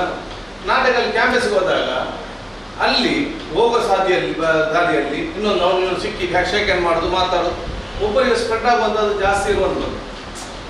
ಅದಕ್ಕಾಗಿ ನಾವು ಆದಷ್ಟು ಕಡಿಮೆ ಮಾಡಿ ತಾಲೂಕು ವೈಸ್ ಫೀವರ್ ಕ್ಲಿನಿಕ್ ಅಂತ ನಾವು ಇವತ್ತು ಮಾಡಿ ಉಳ್ಳಾಲದಲ್ಲೂ ಮಾಡಿದ್ದೇವೆ. ಅಗತ್ಯತೆ ಒಂದು ಮಾತ್ರ ಮೇಜರ್ ಡೈರೆಕ್ಟ್ ಉಳ್ಳಾಲಿಗೆ ಕಳಿಸುವುದು ಇದಕ್ಕೆ.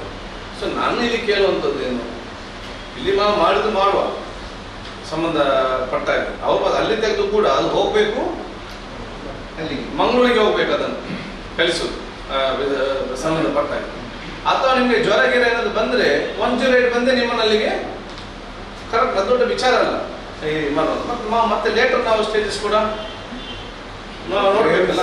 ಸಣ್ಣ ಪುಟ್ಟ ಜ್ವರಕ್ಕೆಲ್ಲ ಇಲ್ಲಿ ಫೀವರ್ ಅಲ್ಲಿ ಅದು ಟೆಸ್ಟ್ ಮಾಡ್ತಾರೆ, ಅದು ಮಾಡ್ತಾರೆ ಇದರಲ್ಲಿ. ಸೊ ಇವರ ಡಾಕ್ಟರ್ ಈಗ ನಾವು ಬಹಳಷ್ಟು ಕೆಲಸ ಮಾಡಿದ್ದೀವಿ, ಸರ್ಕಾರಕ್ಕೆ ಕೂಡ ಸಹಾಯ ಕೊಟ್ಟಿದ್ದೀವಿ, ಎಚ್ಚರಿಕೆಯನ್ನು ಕೂಡ ಕೊಟ್ಟಿದ್ದೀವಿ.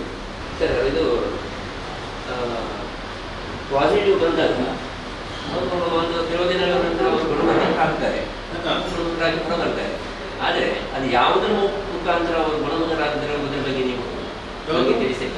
ಆ ಒಂದು ರೋಗ ಉಂಟಲ್ಲ ಪಾಸಿಟಿವ್, ಈಗ ಕೊರೋನಾ ಅವರು ಗುಣಮುಖರಾಗಿ ಬರ್ತಾರೆ ಅಂತ ನೀವು ಹೇಳಿದ್ದೀರಿ ಪಾಸಿಟಿವ್ ಅಂತ.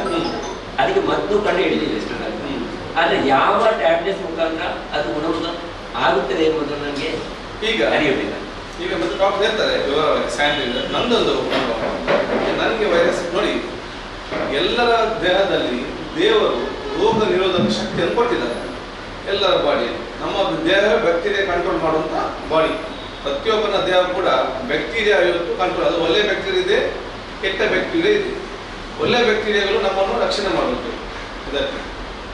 ಅದಕ್ಕೆ ಉತ್ತಮವಾದ ಊಟ ಮಾಡಬೇಕಂತ ಹೇಳಿ ಯಾಕೆ ಉತ್ತಮವಾದ ಬ್ಯಾಕ್ಟೀರಿಯಾ ಬರಬೇಕಂತ. ಸೊ ಕೆಲವರಲ್ಲಿ ಅವ್ರದ್ದು ಸ್ವಂತ ರೋಗ ನಿರೋಧಕ ಶಕ್ತಿ ಇದೆ. ಈಗ ಕೆಲವರಿಗೆ ಅದು ನನಗೆ ವೈರಸ್ ಇರ್ಬೋದು, ಈಗ ನನಗಲ್ಲಿ ಏನು ಕೂಡ ಆಗೋದಿಲ್ಲ, ಅದು ನಾನು ಟೆಸ್ಟ್ ಮಾಡೋಣ ಪಾಸಿಟಿವ್ ಅಂತ ಬರ್ತದೆ. ಆಗ ಕೆಲಸ ಏನು, ನನ್ನ ರೋಗಸ್ಥಳದೊಳಗೆ ಹಾಕೋದಲ್ಲ, ನನ್ನ ಹತ್ರ ಬಾಡಿಯಲ್ಲಿ ವೈರಸ್ ಇದೆ, ನಾಳೆ ನಾನು ಇನ್ನತ್ರ ನಿಮಗೆ ಕೊಡ್ಬೋದು, ಇವರಿಗೆ ಕೊಡ್ಬೋದು, ಹಾಗೆ ನನ್ನನ್ನು ಸಪ್ರೇಟ್ ಆಗಿ ಒಂದು ರೂಮಲ್ಲಿ ಇಡುವುದು.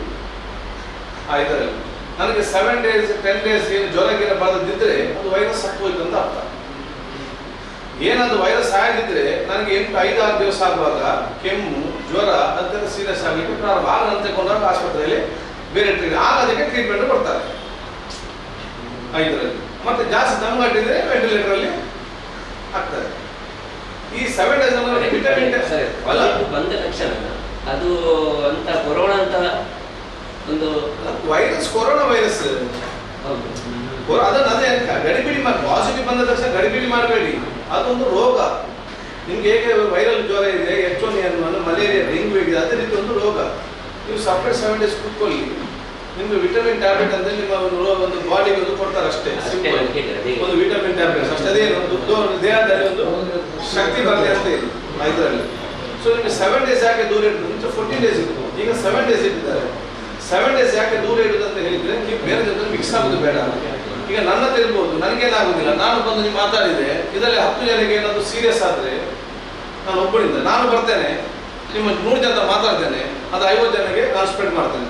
ನನಗೆ ಗೊತ್ತಿಲ್ಲ ಅಲ್ಲ ಉಂಟಾ ಅಂತೇಳಿ. ನೀವು 50 ಜನ ನಿಮ್ಗೆ ಕೂಡ ಗೊತ್ತಿಲ್ಲ ಇದರಲ್ಲಿ ಉಂಟಾ ಇಲ್ಲ ಅಂತೇಳಿ. ನೀವು 50 ಜನ ಇನ್ನು 55 ಜನ ಒಬ್ಬೊಬ್ಬ ಸ್ಪ್ರೆಡ್ ಮಾಡಿದ್ರೆ ಎಷ್ಟಾಯ್ತು? 50 × 50 2,000 ಜನ ಆಯ್ತು. ಈ 2,000 ಜನ ಬರುವಾಗ ಉಂಟಲ್ಲ, 50 ಜನಕ್ಕೆ ಜ್ವರ ದಮ್ ಕಟ್ಟಿಗೆಲ್ಲ 50 ಜನಕ್ಕೆ 2,000ರಲ್ಲಿ 50. ಈ 2,000 ಇವರಿಗೆ ಕೂಡ ಗೊತ್ತಿಲ್ಲದಿದ್ರೆ ಇವರು 50 ಜನಕ್ಕೆ ಸ್ಪ್ರೆಡ್ ಮಾಡಿದ್ರೆ ಎಷ್ಟಾಯ್ತು? 10 ಜನಕ್ಕೆ ಇದಾಯ್ತು, 25,000 ಜನಕ್ಕೆ ಇದು ಆಗುವಂತ ಲಕ್ಷ. ಅದಕ್ಕೆ ಡೈಲಿ ಕೇಸ್ ಜಾಸ್ತಿ ನೋಡಿ. ಫಸ್ಟ್ ನಮ್ದು ಮಾರ್ಚ್ 8ಗೆ ಬರೀ 8 ಕೇಸ್ ಡೈಲಿ, ಜೂನ್ 8ಗೆ ಸುಮಾರು ಡೈಲಿ 300 ಚಿಲ್ಲರೆ ಕೇಸ್ ಎಲ್ಲ ಏಪ್ರಿಲ್. ಮೇ ಆಗುವಾಗ 40 ಲಕ್ಷ ಕೇಸ್, 40,000. ಈಗ ಲಕ್ಷಾಂತರ ಕೇಸ್. ಅದು ಮಲ್ಟಿಪ್ಲಿಕೇಶನ್ ಫಾಸ್ಟ್. ನನಗೆ ಒಬ್ಬನಿಗೆ ಬರ್ತದೆ, ನಿಮ್ಗೆ 50 ಜನ, ನೀವು 50 ಜನ ಒಬ್ಬೊಬ್ಬ 50 ಜನಕ್ಕೆ ಅಲ್ಲಿ 2,000. ಈ 2,000 ಮತ್ತೆ 10 ಜನಕ್ಕೆ ಅಲ್ಲಿ 20,000. ಈ 20,000 ಮತ್ತೆ 10 ಜನ ಅಲ್ಲಿ 2 ಲಕ್ಷ. ಈಗ ಸ್ಪ್ರೆಡ್ ಆಗುವುದು. ಸೊ ಇದು ಅದಕ್ಕಾಗಿ ನಾವು ದೂರ ಇಡುವುದು ಯಾಕೆ? ಈಗ 50 ಜನ ಕಂಡು ದೂರ ಇಟ್ಟರೆ ಇವರು ಹೋಗಿ ಮೆಸೇಜ್ ಸ್ಪ್ರೆಡ್ ಆಗೋದು ಕಡಿಮೆ ಆಗ್ತದಲ್ಲ, ಅವರು ದೂರ ಇಡುದು ಅಷ್ಟೇ. ಅದು ಮ್ಯಾನೇಜ್ಮೆಂಟ್ ಮಾಡೋದು. ಅದನ್ನು ನಾವು ಮ್ಯಾನೇಜ್ಮೆಂಟ್ ಹೇಳ್ತೇವೆ. ನಾವು ವೈರಸ್ಸಿಂದ ಜನ ದೂರ ಇಟ್ಟು ನಾವು ವೈರಸ್ಸಿಗೆ ಮದ್ದಿಲ್ಲ.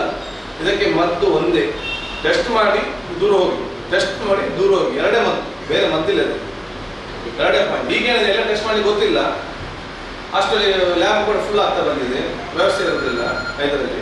ಈಗ ಜ್ವರ ಬಂದರೆ ಟೆಸ್ಟ್ ಮಾಡಿ. ನನಗೆ ಜ್ವರ ಕೆಮ್ಮು ಏನಾದ್ರು ಬಂದರೆ ನೀವು ಟೆಸ್ಟ್ ಮಾಡಿದ್ರೆ ಪ್ರೆಸೆಂಟ್ ಲ್ಯಾಬ್ ರಿಪೋರ್ಟ್ ಎಷ್ಟು ದಿವಸ ಬರ್ತಾರೆ ಸರ್? ಪ್ರೆಸೆಂಟ್ ಲ್ಯಾಬ್ ನೋಡಿ, ಅಲ್ಲಿ ಲ್ಯಾಬ್ ಇದು 4 ಲ್ಯಾಬ್ ಇದೆ, 1000 ಕೇಸಸ್ ಬರ್ತದೆ. ಒಂದು ಲ್ಯಾಬ್ ಬಂದಾಗಿದೆ ಅಲ್ಲಿ ಫ್ಯೂಮಿಗೇಷನ್. ಸೊ ಇಲ್ಲಿಗೆ ಏನಿದೆ 3-4 ದಿವಸ ಬೇಕು ಇಲ್ಲಿ. ಈಗ ಅಷ್ಟೊಳಗೆ ಇವೆಲ್ಲ ಪೇಷಂಟ್ ಅಲ್ಲಿ ಈಗ ಅಲ್ಲಿ ನೆಗೆಟಿವ್ ಬಂದ್ರೆ ಈಗ ಹೀಗೆ ಒಂದು 10 ದಿವಸ ಹೋಗ್ಲಿ, ಮತ್ತು 1 ವಾರ ತನಕ ಬರೋದಲ್ಲ. ಈಗ ಬೆಂಗಳೂರಿನಲ್ಲಿ 10 ದಿವಸದಲ್ಲಿ 30,000 ಕೇಸ್ ಪೆಂಡಿಂಗ್ ಇದೆ ಬರ್ಲಿಕ್ಕೆ, ರಿಪೋರ್ಟ್ ಬರ್ಲಿಕ್ಕೆ. ಈಗ ರಾಜ್ಯದಲ್ಲಿ ಬರುವಂತ ಕೇಸುಗಳ ಶೇಕಡ 60-70% ಬ್ಯಾಂಗ್ಳೂರು ಸಿಟಿಯಲ್ಲಿ ಬರ್ತಾ ಉಂಟು ಈಗ. ಹಾಗೆ ಎಲ್ಲಿ ಥಿಕ್ಲಿ ಪಾಪ್ಯುಲೇಟ್ ಏರಿಯಾ ಇದೆ ಅಲ್ಲಿ ಜಾಸ್ತಿ, ಅಲ್ಲಿ ಮೂವ್ಮೆಂಟ್ ಜಾಸ್ತಿ. ನಮ್ಗೇನು ಬಂತು, ನಮ್ಗೆ ಧಕ್ಕೆ ಮೇನ್ ಪ್ರಾಬ್ಲಮ್ ಇತ್ತು. ಧಕ್ಕೆಯಲ್ಲಿ 10-20 ಸಾವಿರ ಎಲ್ಲಿ ತಮಿಳುನಾಡು, ಆಂಧ್ರ, ಕೇರಳ ಅವ್ರು ಬಂದು ಎಲ್ಲ ಮಿಕ್ಸ್. ಅಲ್ಲಿ ಹೋಗ್ತಾರೆ, ಅಲ್ಲಿ ಹೋಗ್ತಾರೆ, ಇವರಿಗೆ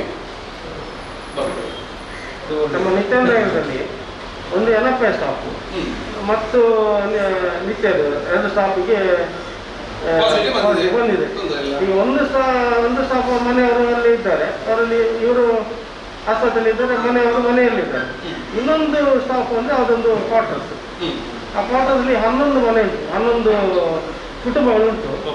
ಅವರೀಗ ಅವರ ಆಸ್ಪತ್ರೆಯಲ್ಲಿದ್ದಾರೆ. ಮಕ್ಕಳು ಚಿಕ್ಕ ಮಕ್ಕಳು 10 ವರ್ಷದ ಮತ್ತು 6 ವರ್ಷದ ಗಂಡ ಆ ಮನೆಯಲ್ಲಿದ್ದಾರೆ. ಅವ್ರಿಗೆ ಟೆಸ್ಟ್ ಆಯ್ತಾ ಮನೆಯವರು? ಇಲ್ಲ, ನಮಗೆ ವಿಷಯ ತಿಳಿದು ನಾವು ನಿನ್ನೆ ಹೋಗಿದ್ದೇವೆ. ನಾವು ಮಾಧ್ಯಮದವರನ್ನು ಒಟ್ಟಿಗೆ ಹೋಗಿದ್ದೇವೆ, ಒಟ್ಟಿಗೆ ಸ್ಟಾಫ್ ಎಲ್ಲ ಬಂದು ಹೋಗಿದೆ. ನಾವು ಸ್ಯಾನಿಟೈಸರ್ ಎಲ್ಲ ಮಾಡಿದ್ದೇವೆ. ಸದ್ಯದ ಪರಿಸ್ಥಿತಿಯಲ್ಲಿ ಅವರನ್ನು ಬಾಕಿ 10 ಮನೆಯವರನ್ನು ನಾವು ಎಲ್ಲಿ ಹೋಗ್ಲಿಕ್ಕೆ ಬಿಟ್ಟಿಲ್ಲ. ಯಾಕೆಂದ್ರೆ ಅವರಲ್ಲಿ ಸ್ವಲ್ಪ ಕಲಿತಿದ್ದಾರಂತೆ, ಒಟ್ಟಿಗೆ ಸೇರಿದ್ದಾರಂತೆ, ಮಾತಾಡಿದ್ದಾರೆ. ಹಾಗೆ ಅವರೊಬ್ಬರಿಗೆ ಬಿಡಬೇಡಿ, ಅವರಿಗೆ ಟೆಸ್ಟ್ ಮಾಡಿಸಿ. ಅವರು ಬಂದು ಟೆಸ್ಟ್ ಮಾಡ್ತಾರೆ. ರಿಪೋರ್ಟ್ ಬಂದ ನಂತರ ಅವರು ಪಾಸಿಟಿವ್ ಆದರೆ ಅವರು ಕ್ವಾರಂಟೈನ್, ಯಾರು ಪಾಸಿಟಿವ್ ಇದ್ದಾರೆ ಅವರು ಕ್ವಾರಂಟೈನ್ ಮಾಡಿ, ಅಷ್ಟೇ, ಸಿಂಪಲ್. ಅದೇ ಈಗ ನಿನ್ನೆ ಮಾಡಿ ಬಂದೆ ನಂತರ ನಿರ್ವಹಣೆ ಹೇಗೆ ಮಾಡುದು ಅಂತ ಅಷ್ಟೇ. ಅವರಲ್ಲಿ ಅಲ್ಲ, ಈಗ ನೋಡಿ, ಅವರಿಗೆ 10 ಜನ ಹೊರಗೆ ಹೋಗ್ಲಿಕ್ಕಿಲ್ಲ, ಹೊರಗಡೆ ಬರ್ಲಿಕ್ಕೆ ಅಲ್ವಾ? ಅವರಿಗೆ ಈಗ 3 ದಿವಸ ಆಗ ಟೆಸ್ಟಿಗೆ ಬರ್ತಾರೆ. ಥರ್ಡ್ ಡೇ ಟೆಸ್ಟ್ ಮಾಡ್ತಾರೆ. ಒಂದು 2 ದಿವಸ ರಿಪೋರ್ಟ್ ಸಿಗ್ತದೆ. ಆ ಮನೆಯಲ್ಲಿ ಎಷ್ಟು ಜನರಿಗೆ ಇದೆ ಅಂತ ಗೊತ್ತಾಗ್ತದೆ. ಆಯ್ತು, ಯಾರಿಗೆ ಇದೆ ಅವರು ತೆಗೆದು ಕ್ವಾರಂಟೈನ್ ಸಪ್ರೇಟ್ ಮಾಡಿದ್ರೆ ಈಗ ಸದ್ಯಕ್ಕೆ ಅವರನ್ನು ಮಾತ್ರ ಮಾಡುದು. ಮತ್ತೆ ಇನ್ನು 10 ಮನೆಯವರನ್ನು ಮಾಡ್ಲಿಕ್ಕಿಲ್ಲ. 10 ಮನೆ ಮಾಡ್ತಾರೆ, 10 ಮನೆ ಮಾಡ್ತಾರೆ. ನೆರೆಕಲ್ಲ 10 ಮನೆ ಮಾಡ್ತಾರೆ. ಆ ಒಂದು ಯುದ್ಧದವ್ರು ಮಾಡ್ತಾರೆ. ಅದ್ರಲ್ಲಿ ಎಷ್ಟಂದ್ರೆ ಕ್ವಾರಂಟೈನ್ ಮಾಡ್ತಾರೆ, ಮತ್ತೆ ಫ್ರೀ ಮಾಡ್ತಾರೆ. ಏನಾದ್ರೂ ಈ 10 ಮನೆಯಲ್ಲಿದ್ದವರಿಗೆ ಮೋರ್ ದೆನ್ 50-60% ಇದೆ ಅಂತ ಹೇಳಿದ್ರೆ ನೀವು ಸುತ್ತಮುತ್ತ ಒಂದು ರ್ಯಾಂಡಮ್ ಚೆಕ್ ಮಾಡಿ 3 ಜನ ಒಂದು ಜನರಲ್ ಆಗಿ ಟೆಸ್ಟ್ ಮಾಡೋದು ಬೆಟರ್. ಒಂದು ಡೆತ್ ಕೇಸಲ್ಲಿ ನೋಡಿ, ಸೈನ್ಸ್ ಏನಂತದೆ, ಒಬ್ಬ ಡೆತ್ ಆದರೆ ಅವ್ನು 3 ಜನರಿಗೆ ಸ್ಪ್ರೆಡ್ ಮಾಡಿದ್ದಾನೆ, ಒಬ್ಬ ಪಾಸಿಟಿವ್ ಬಂದರೆ ಅವನು 30 ಜನರಿಗೆ ಸ್ಪ್ರೆಡ್ ಮಾಡಿದ್ದಾನೆ. ನನಗೆ ಪಾಸಿಟಿವ್ ಬಂತು, ನನಗೆ ಜ್ವರ ಬಂದಿದ್ದೆಲ್ಲ ಅಂತ ಆದರೆ ಅದರ ಅರ್ಥ ಅದರ ಮುಂಚೆ ನಾನು ಮಿನಿಮಮ್ 30 ಜನರಿಗೆ ಸ್ಪ್ರೆಡ್ ಆಗಿದೆ. ಒಬ್ಬ ಬಂದು ತೀರಿ ಹೋದಂತ ಲೆಕ್ಕ ಮಾಡಿದರೆ ಅದರ ಅರ್ಥ ಅವ್ನು 100 ಜನಕ್ಕೆ ಅದನ್ನು ಅದಕ್ಕೆ ಲೆಕ್ಕಾಚಾರ ಆಗೋದು, ಇಷ್ಟು ಲಕ್ಷ ಜನರಿಗೆ ಬರ್ತದಂತೆ. ಸೊ ಇದೇನು ಟೆನ್ಷನ್ ಇಲ್ಲ. ಅವರು ಇದಾಗಿದ್ದಾರೆ, ಪಾಸಿಟಿವ್ ತಗೊಂಡಾಗಿದ್ದಾರೆ. ಈಗ ಇವರಿಗೆ ಒಂದು ಟೆಸ್ಟ್ ಮಾಡ್ತಾರೆ, ಯಾರಿಗೆ ಈ ಕೇರ್ಗೆ ಪಾಸಿಟಿವ್ ಬಂದರೆ ಅವ್ರನ್ನ ಕ್ವಾರಂಟೈನ್ ಮಾಡಿ. ಪಾಸಿಟಿವ್ ಬರೋದಿದ್ರೆ ಅವರಲ್ಲಿ ಇರ್ತಾರೆ. ಮೋರ್ ದೆನ್ 50% ಪಾಸಿಟಿವ್ ಬಂದ್ರೆ ಅಂತ ಹೇಳಿದ್ರೆ ನೀವು ಸುತ್ತಮುತ್ತಲು ಕೂಡ ಸ್ವಲ್ಪ ರ್ಯಾಂಡಮ್ ಚೆಕ್ ಮಾಡಿ. ಅವರನ್ನು ಹೆಲ್ತ್ ಡಿಪಾರ್ಟ್ಮೆಂಟ್ ಹೇಳಿದ್ರೆ ರ್ಯಾಂಡಮ್ ಚೆಕ್ ಮಾಡಿಕೊಂಡು 50 ಜನ ಆವಾಗ ನಿಮಗೆ ಗೊತ್ತಾಗ್ತದೆ ಈ 50 ಜನರಲ್ಲಿ ಎಷ್ಟು ಪರ್ಸೆಂಟ್ ಇದೆ ಅಂತ ಹೇಳಿದ್ರೆ ಅಷ್ಟು ಪರ್ಸೆಂಟ್ ಸುತ್ತಮುತ್ತಲಿದೆ ಅಂತ ಅರ್ಥ. ಮತ್ತೇನು, ಆ ಪ್ರದೇಶದವರು ಜ್ವರ ಬಂದಾಗ ಟೆಸ್ಟ್ ಮಾಡಿಸಿ ಅಷ್ಟೇ.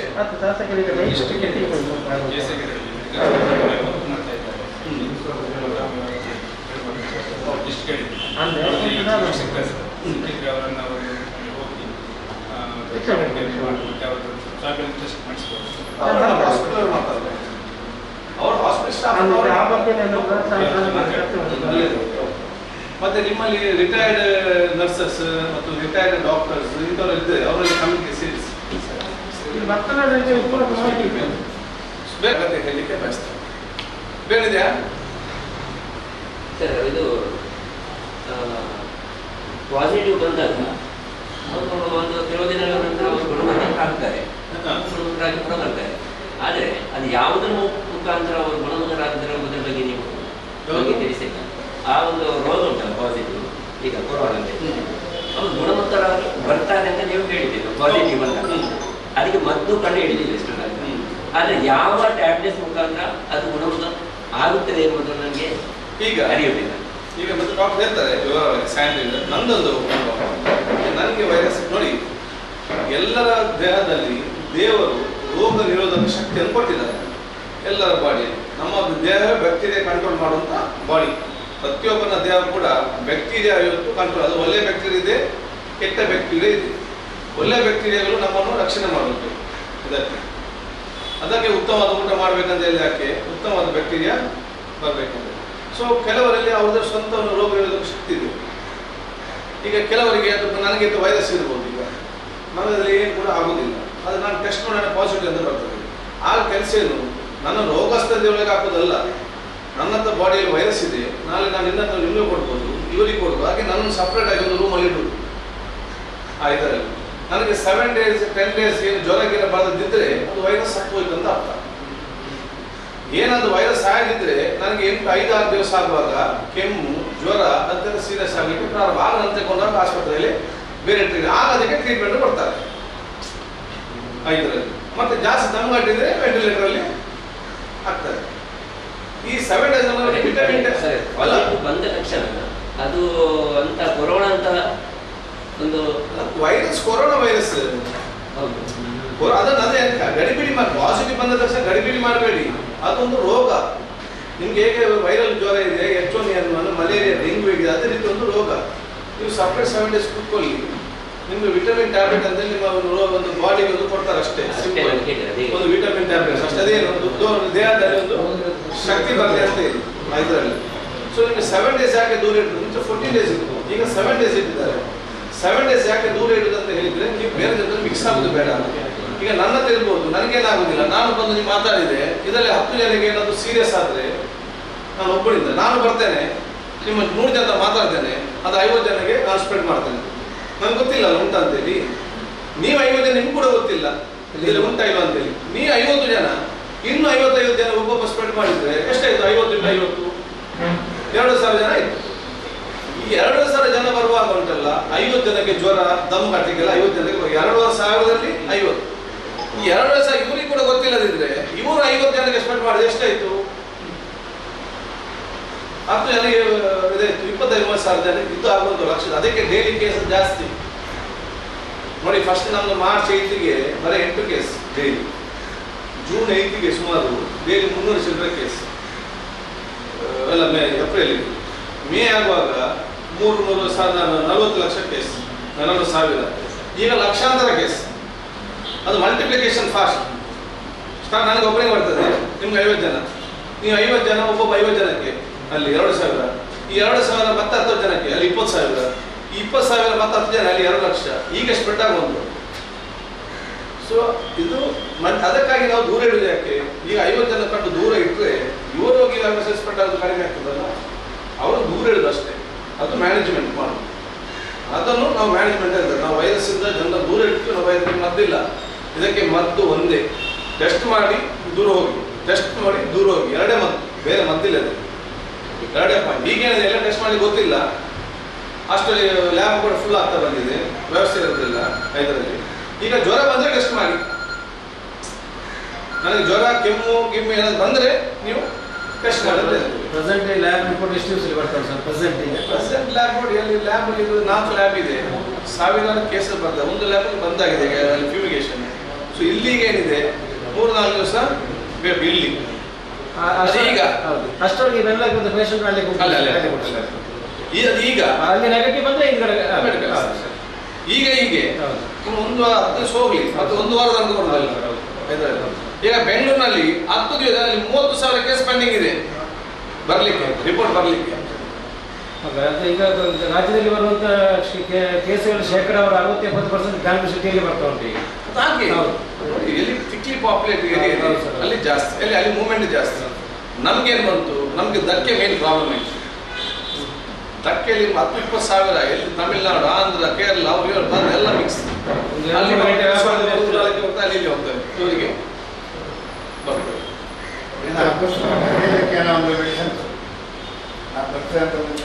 ಮಾಧ್ಯಮದಲ್ಲಿ ಕೇಳಿದ್ದೆ. ಈ ಮಾಧ್ಯಮ ಸದ್ಯಕ್ಕೆ ಹೋಗ್ತಾರೆ ಏನು ಸದ್ಯ ವಾಟ್ಸಪ್ ಮತ್ತೆ ಯಾವ ಟಿವಿ ಮತ್ತೆ ಇದಕ್ಕೆ. ನಾನು ಟಿವಿ ನೋಡದೆ 6 ವರ್ಷ ಆಯ್ತು, 8 ವರ್ಷ ಆಯ್ತು. ನನ್ನ ಮನೇಲಿ ಟಿವಿ ಇಲ್ಲ. ನೀವು ಅವನಿಗೆ ಫೋನ್ ಮಾಡಿ ಕೇಳಿ, ಅವ್ರು ಕರೆಕ್ಟ್ ಸುದ್ದಿ 4 ಸುದ್ದಿ ಇವತ್ತೇ ಹೇಳ್ತಾರೆ, ಇದನ್ನು ನೋಡ್ಬೇಡಿ ನೀವು.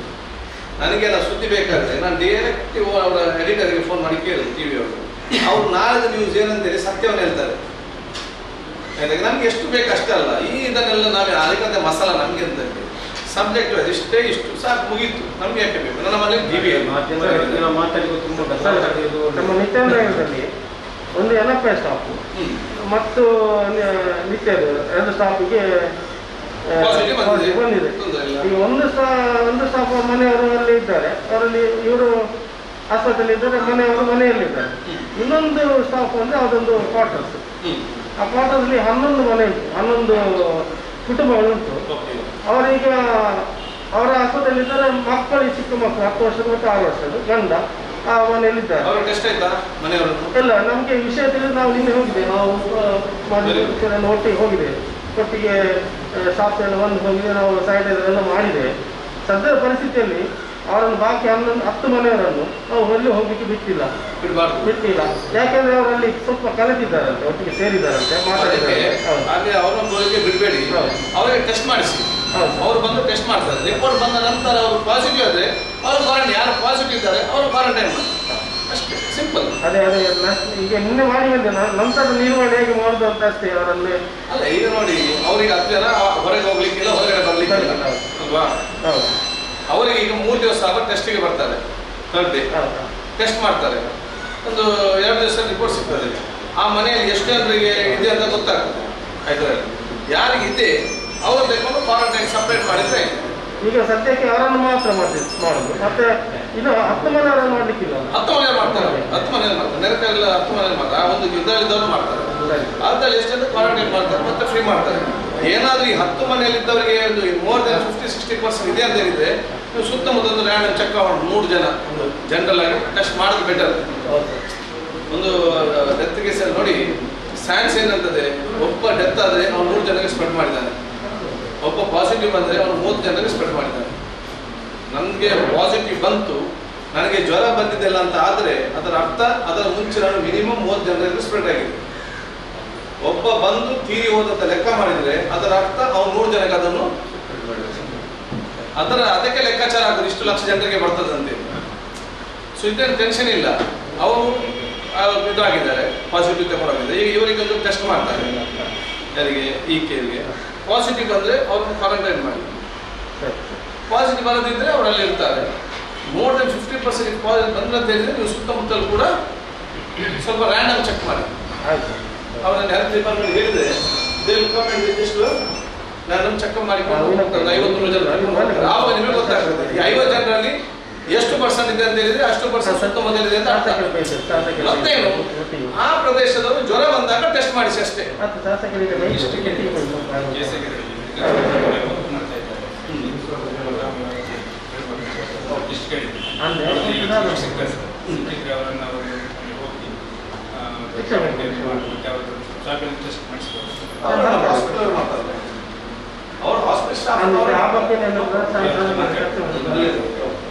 ಮತ್ತೆ ನಿಮ್ಮಲ್ಲಿ ರಿಟೈರ್ಡ್ ನರ್ಸಸ್ ಮತ್ತು ರಿಟೈರ್ಡ್ ಡಾಕ್ಟರ್ಸ್ ಇಂಥವ್ರು ಇದ್ದಾರೆ, ಅವರಲ್ಲಿ ಕಮ್ಯುನಿಟಿ ಸೇರಿಸಿ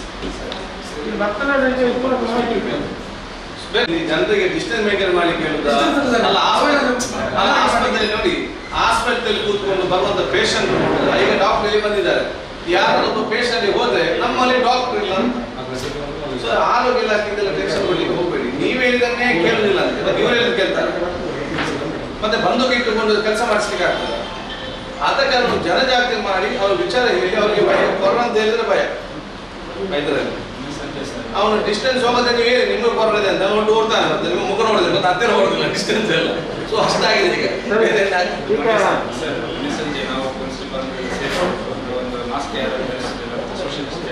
ಅದು ಒಮ್ಮೆ ಮಾಡ್ಬೋದು, ಯಾವ ಮನೆ ಬಟ್ ನೀವು ಕಂಪಲ್ಸರಿ ನೋಡಿ, ವಾರದಲ್ಲಿ 2-3 ಸರ್ತಿ ಅದನ್ನು ಮಾಡ್ಬೇಕು. ಅಲ್ಲ ನೀವು ಕಂಪಲ್ಸರಿ ಮಾಸ್ಕ್ ಕಂಪಲ್ಸರಿ.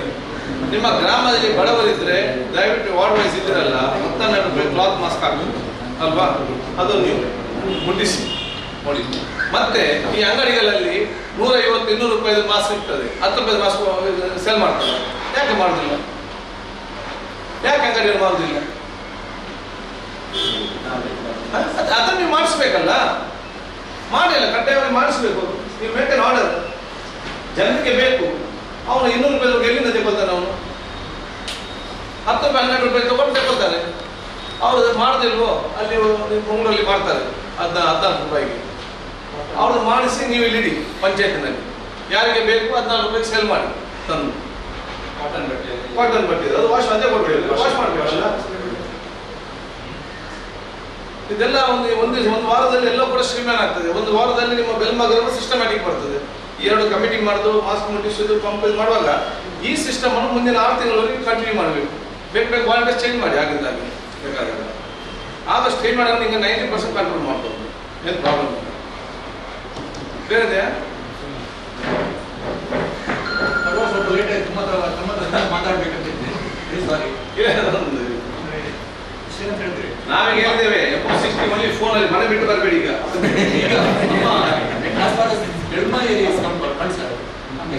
ಇಲ್ಲ ನಾವು ಹೇಳಿದ್ವಿ ಅಲ್ಲ, ಈಗ ಕೇಳೋದಿಲ್ಲ ಅಂತ ಹೇಳಿ ಇಲ್ಲ ಈಗ ನಮ್ಮಲ್ಲಿ ಸೇರಿದ್ದಾರೆ ಇವರು ಇದ್ದಾರೆ ಎಲ್ಲರೂ ಪಂಚಾಯತ್ ಮೆಂಬರ್ಗಳು ಇದ್ದಾರೆ ಸರಿ ಈಗ ನಾವೆಲ್ಲ ಹೇಳಿದ್ರೆ ಕೇಳೋದಿಲ್ಲ ಅಂತ ಹೇಳ್ತಾರೆ ನಾಳೆ ಜಾಗೃತಿ ಆಗ್ಬೋದು ಅಂತ ನಾಳೆ ಬೆಳೆಸಲಿಕ್ಕೆ ಸಾಧ್ಯ ಇಲ್ಲ ಗೊತ್ತಾಯ್ತು ಈಗ ನಾನು 10-20 ಫ್ಲಾಟ್ ಇದು ಬಾಡಿಗೆ ಗೊತ್ತಿದೆ ಬಾಡಿಗೆ ಓನರ್ಸ್ ಇದ್ದಾರೆ ಓನರ್ ಅಲ್ಲಿ ಒಬ್ಬರು ಒಂದು ಕಡೆಯಲ್ಲಿ ಈಗ ಎಕ್ಸಾಂಪಲ್ಗೆ ಮೊನ್ನೆ ಸುರತ್ಕಲ್ನಲ್ಲಿ ಬಿಲ್ಡಿಂಗ್ ಅವ್ರ ಫ್ಲಾಟ್ ಅದರಲ್ಲಿ ನನ್ನ ಮಗಳು ಬಿಡ್ತಾರೆ ಈಗ ಎಲ್ಲ ಇದು ಕ್ವಾರಂಟೈನ್ ಅಲ್ಲ ಕ್ವಾರಂಟೈನ್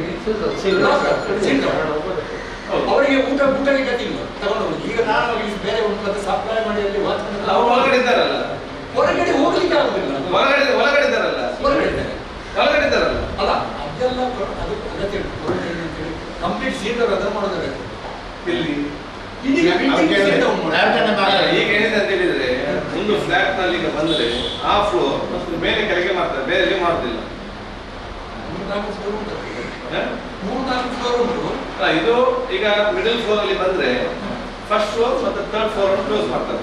ಅದ್ರ ಮೇಲೆಲ್ಲ ಅವರಿಗೆ ಹೋಗು ಕ್ಲೋಸ್ ಮಾಡ್ತಾರೆ, ಅವರಿಗೆ ಎಲ್ಲಿ ಇರ್ಬೋದು ವಸ್ತುಗಳು ಫೋನ್ ಮಾಡಿದ್ರೆ ಬರ್ತದೆ ಎಲ್ಲ ಮುಟ್ಟಿಸ್ತಾರೆ, ಅಲ್ಲಿ ಅಡಿಗೆ ಮಾಡಿದ್ರೆ ಆಯ್ತು. ಯುವಕರು ತಂದೆ ಕಾರ್ಪೊರೇಷನ್ ಅಲ್ಲಿ ಸ್ಟಾಫ್ ಅಲ್ಲಿ ಹೋಗ್ತಾರೆ ಕಾರ್ಪೊರೇಷನ್ ಹೇಗೆ ಕಾರ್ಪೊರೇಷನ್ ಸೀಲ್ ಹೌದು ಹೌದು ಅದು ವಿಷಯ ಹೇಳುದು ಇಲ್ಲಿ ನಮ್ದೊಂದು ಫ್ಲಾಟ್ ಉಂಟು ನನ್ನ ಮಗಳಿದ್ದು ಫ್ಯಾಮಿಲಿ ಬಾಡಿಗೆ ಕೇರಳದವರಲ್ಲಿ ಬಾಡಿಗೆ ಇದ್ದಾರೆ ಅವರು ಕೇರಳದಿಂದ ಸರ್ಟಿಫಿಕೇಟ್ ಬಂದಿದ್ದಾರೆ ಅದು ಬಿಡ್ಬೇಕು, ಅದೇ ಮಿಸ್ಟೇಕ್ ಅಲ್ಲ. ಸರ್ಟಿಫಿಕೇಟ್ ಇದ್ರೆ ಬಿಡ್ಬೇಕು. Association president they are not the owner, they are not A very right. ಈಗ ಅವರೆಲ್ಲ ಆ ಕೇರಳದವರು ನೆಗೆಟಿವ್ ಸರ್ಟಿಫಿಕೇಟ್ ತಗೊಂಡು ಬಂದು ಅವರ ಫ್ಲಾಟಿಗೆ ಅವರು ಹೋಗೋದಿದ್ರೆ ಮತ್ತೆ ಯಾರ ಮನೆಗೆ ಹೋಗೋದು? ನೀವು ನಂಬಲಿಕ್ಕಿಲ್ಲ. ನಾನು ಮಹಾರಾಷ್ಟ್ರದ ಪರವಾಗಿ ನಾನು ವಾದ ಮಾಡಿದೆ ಬಿಡ್ಬೇಕಂತ. ಯಾಕೆ ಗೊತ್ತುಂಟ, ನನಗೆ ನಮ್ಮ ಪೂಜ್ಯರು ಫರ್ಗಿಬಿಡ್ತಾರೆ ಕೆ ಕೃಷ್ಣಮೂರ್ತಿ ಪೂಜ್ಯರು ಸೇವನ್ ಟ್ರಸ್ಟ್ ಅವರು ಫೋನ್ ಮಾಡಿ ಸಂಜೆ ಆಗ್ತಾರೆ ರಮೇಶ್ ಕುಂದರ್ ಮಗನ ಮೊಘಲ್ ಆರ್ಸ್ ಇದು లేదు ಮೊಘಲ್ ಕಂಡನಿ ಮಗೆ ಮೂರು లేదు ಮಕ್ಕಳ ಪಾಸ್ಪೋರ್ಟ್ ಅಂತ ಇವರಿಗೆ ಫೋನ್ ಮಾಡ್ತಾರೆ, ಪಾಸ್ ಸಿಕ್ಕಿಲ್ಲ. ಅಲ್ಲಿ ಪರಿಸ್ಥಿತಿ ಹಾಕಿದ್ದೆ ಅವ್ರ ಬಹುಶಃ ಒಳ್ಳೆ ಕಂಪನಿ ಕೆಲಸ ದೊಡ್ಡ ಫ್ಲಾಟಲ್ಲಿ ಇರೋದು. ಅವ್ರಿಗೆ ಜ್ವರ ಬಂದಂತ ಹೇಳಿ ಅವರು ಆ ಗೌರ್ಮೆಂಟ್ ಪ್ರೈವೇಟ್ ಹಾಸ್ಪಿಟಲ್ ಹೋದ್ರು. ಇಲ್ಲಿ ಆಗುದಿಲ್ಲ, ನೀವು ಗೌರ್ಮೆಂಟ್ ಹಾಸ್ಪಿಟಲ್ ಹೋಗಿ ಅಂತ ಹೇಳಿದರು. ಇಲ್ಲಿ ಅಂದೇರಿಗೆ ಹೋದಾಗ ಈಗ ಇಷ್ಟು ರಶ್ ಇದೆ, ನೀವು ಹೋಗಿ ನಿಮಗೆ ಬಂದಾಗ ನಾವು ಕರೀತೇವೆ ಅಂತ ಹೇಳಿದ್ರು. ಇವಾಗ ಸಂಜೆ ರಿಟರ್ನ್ ಹೋಗ್ತಾರೆ 8 ಗಂಟೆ ಫ್ಲಾಟಿಗೆ. ಎಷ್ಟು ಒಳಗೆ ಹೋಗ್ಲಿಕ್ಕೆ ಬಿಡುವುದಿಲ್ಲ. ಮಗ ಮತ್ತೆ ಹೆಂಡತಿ ಇಲ್ಲಿದ್ದಾರೆ. ಇವರು ಒಬ್ಬ ವಯಸ್ಸಾದವರು ಅಲ್ಲಿ, ಇವರು 2 ಕೆಳಗೆ ಇದ್ರು ಬಿಡದೆ 2 ದಿವಸ ಸತ್ತು ಹೋದ್ರು, ರಸ್ತೆಯಲ್ಲಿ ಸತ್ತು ಹೋದ್ರಲ್ಲ. ಅಷ್ಟು ದೊಡ್ಡ ಫ್ಯಾಮಿಲಿಯವರು. ಇವರು ಪಾಸ್ ಇಲ್ಲಿ ಹೋಗ್ಲಿಕ್ಕೆ ಬಿಡುವುದಿಲ್ಲ, ಅಲ್ಲಿ ಅಸೋಸಿಯೇಷನ್ ಒಳಗಡೆ ಹೋಗ್ಲಿಕ್ಕೆ ಬಿಡುವುದಿಲ್ಲ. ಅಂತ ಪರಿಸ್ಥಿತಿ ಅದು. ಎಲ್ಲೆಲ್ಲಿ ಬಾಂಬೆಯಲ್ಲಿ ಸಾಯೋದ್ರೆ ಇಲ್ಲಿ ಒಂದು ಸಾಯಲ್ಲ ತಂದೆ ತಾಯಿ ಮಕ್ಕಳೊಟ್ಟಿಗೆ ವಿಷಯ ಇಲ್ಲಿರಲಿ. It was our duty. So ನೋಡಿ, you should make a meeting ಎಲ್ಲ ಅದೇನು ದಿಸ್ ಇಸ್ ದ ಪಾಲಿಸಿ ಎಲ್ಲ ನಮ್ಮಲ್ಲಿ ಲ್ಯಾಬ್ಸ್ ಇದೆ. ಇದಕ್ಕೆ ನಿಮಗೆ ಎಷ್ಟು ಫ್ಲಾಟ್ಸ್ ಇದೆ ಎಲ್ಲ ಅಲ್ಲಿ ಅಸೋಸಿಯೇಷನ್ ಮತ್ತು ಓನರ್ಸ್ ಮೀಟಿಂಗ್ ಕರೀರಿ, ಪೊಲೀಸ್ ಡಿಪಾರ್ಟ್ಮೆಂಟ್ ಕರೀರಿ. ಇದರಲ್ಲಿ ಕೂತ್ಕೊಂಡು ಸಿ ವಾಟ್ ಈಸ್ ಒಂದೊಂದು ಪಾಲಿಸಿ ಮಾಡಲಿಕ್ಕೆ ಆಗುದಿಲ್ಲ. You make a policy. Policy ಏನು? Association as they are the president of the association, they not the owner of the association. Flat owner ಅವರೇ owner, ಈಗ ಯಾರು ರೆಂಟಿಗಿದ್ರೆ ಅವರೇ. ಸೊ ಅವ್ರದ್ದೇನಿದೆ ನೆಗೆಟಿವ್ ಸರ್ಟಿಫಿಕೇಟ್ ಇದೆ, ಅವ್ರು ಬಿಡಬೇಕು. ಪಾಸಿಟಿವ್ ಬಂದ ನಾವು ಕ್ವಾರಂಟೈನ್ ಹೋಗಿ ಬಂದೆ ನನ್ನನ್ನು ಅವ್ರು ಬಿಡಬೇಕು. They don't have right. ನಾನು ಒಮ್ಮೆ ಫ್ಲಾಟಿಗೆ ಹೋದ ನಂತರ ಮತ್ತೆ ನಾವು ಮಾಸ್ಕ್ ಹಾಕಬೇಕು, ಗ್ಲೌಸ್ ಹಾಕಬೇಕು, ವಾಕಿಂಗ್ ಹೋಗಬಾರ್ದು, ಅದೆಲ್ಲ ಅವರಿಗೆ ಒಂದು ರೂಲ್ಸ್ ಇದೆ. But they can say I cannot occupy ಅಂತ ಹೇಳುವಂಥ ಅಧಿಕಾರ ಇಲ್ಲ. ಅಂದರೆ ಆ್ಯಕ್ಷನ್ ನೀವು ರಿವರ್ಸ್ ಮಾಡಿ ನೀವು ಅದು ಮಾಡಬೇಕು. ಅಂದರೆ ತಮ್ಮ ಏರಿಯಾ ಈಗ ತಮ್ಮ ಈ ಏರಿಯಾದಲ್ಲಿ ನಾವು ಎಮ್.ಎಲ್.ಎ ನಮ್ಮ ಮಾಲಕಿಗೆ ನಿಮ್ಮಲ್ಲಿ ಡಿಸ್ಕಸ್ ಮಾಡ್ತಾರೆ. ಯಾವುದು? ಈಗ ರಾಜ್ಯ ಸರ್ಕಾರದ ಈಗ ಅಧಿಕಾರಿಗಳೆಲ್ಲ ಇದ್ದಾರೆ. ಈಗ ಅವರು ತಮ್ಮ ಕಾಲೇಜಿಗೆ ಇದರಲ್ಲಿ ಇದ್ದಾರೆ. ನಮ್ಮದವರು ಎಲ್ಲೇ ಇಲ್ಲ, ತಕ್ಕೊಳ್ಳಿಲ್ಲ. ಈ ಕೊರೋನಾ ಅಂತ ಅಲ್ಲಿ ಕಡಲ್ಗಾರತೆಗೆ ಹೋಗುವಾಗ ನನ್ನನ್ನೇ ಬಿಟ್ಟು ಹೋಗಿದ್ದಾರೆ. ನಾನು ಅದನ್ನು ವಿಚಾರ ಮಾಡಿ ಹೋಗ್ಲಿಲ್ಲ, ಕೆಲಸ ಮಾಡಲಿ ಅಂತ. ಈಗ ಮನೆ ಬೀಳ್ತಾ ಇದೆ.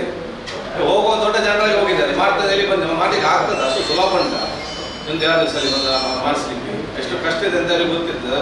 ಇಷ್ಟು ವರ್ಷ ನಾವು ನೋಡ್ತಾ ಇದ್ದೇವೆ ಅದನ್ನು. ಮೊನ್ನೆ 2 ಸಲ ಬಿಟ್ಟು ಹೋದ್ರು. ನಾನು ಕೇಳಲಿಕ್ಕೆ ಹೋಗ್ಲಿ, ಯಾಕೆ ನಾನು ಬಿಟ್ಟು ಅಸೆಂಬ್ಲಿ ಕೆಲವು ನಾನು ಕೇಳ್ತೇನೆ. ಇಲ್ಲಿ ಕೆಲಸ ಮಾಡಿ ನಾನು ಕಳಿಸಿದ್ದೇನೆ. ಈಗ ಮನೆಗಳಲ್ಲಿ ನಮ್ಮ ಅಮ್ಮವನ್ನು ಇವರೆಲ್ಲ ಫೋನ್ ಮಾಡ್ತಾರೆ, ಅಂತ ಎಲ್ಲಿ ಪೂರ್ಣ ಪರಿಸ್ಥಿತಿ ಬೈದೇನು ಮಾರ ಮುಖ ಬರ್ತದೆ ಇಂಚ ಅಲ್ಲಿ ಒಮ್ಮೆ ಎಲ್ಲಿ ಹೋಗ್ತದೆ ಅಧಿಕಾರಿ ಹೇಳ್ತಾರೆ ನಾವು ಏನು ಮಾಡ್ತೀವಿ, ಯಾರು ಸ್ಪಂದನೆ ಕೊಡೋದಿಲ್ಲ, ಕಾಂಟ್ರಾಕ್ಟ್ ಹೇಳಿದಾಗ ಕೇಳೋದಿಲ್ಲ, ಅವ್ರು ಜನ ಕೊಟ್ಟಿದ್ದಾರೆ ಕಾಂಟ್ರಾಕ್ಟ್. ಯಾರಾದ್ರಲ್ಲಿ ಎಕ್ಸ್ಪರ್ಟ್ ಇದ್ದಾರೆ, ಮುಂಚೆ ಯಾರು ಮಾಡ್ತಿದ್ದಾರೆ ಅವ್ರನ್ನೇ ಕರೆಸಿಕೊಂಡು ಯಾರಾಗಿದ್ರು ಕೂಡ ಅವರಿಗೆ ಒಂದು 50-50 ಮೀಟರ್ ಕೊಟ್ಟು 5-6 ಜನರನ್ನು ಬಿಡಬೇಕು. ಇದು ಒಬ್ಬನಿಗೆ ಕೊಟ್ಟು ಅವನು ಫಸ್ಟ್ ಟೈಮ್ ಅವನಿಗೆ ABCD ಗೊತ್ತಿಲ್ಲ, 6 ಜಾಗ ಕೊಟ್ಟರೆ ಅವನು ಎಲ್ಲಿಂದ ಮಾಡ್ಲಿಕ್ಕೆ ಸಾಧ್ಯ? ಅವನಿಗೆ ಟಿಪ್ಪರ್ ಎಲ್ಲಿಂದ, ಅವನಿಗೆ ಕ್ರೇನ್ ಎಲ್ಲಿಂದ, ಅವನಿಗೆ ಇದೆಲ್ಲಿಂದ? ಈಗ ಮನೆ ಬೀಳುವಂತ ಪರಿಸ್ಥಿತಿ.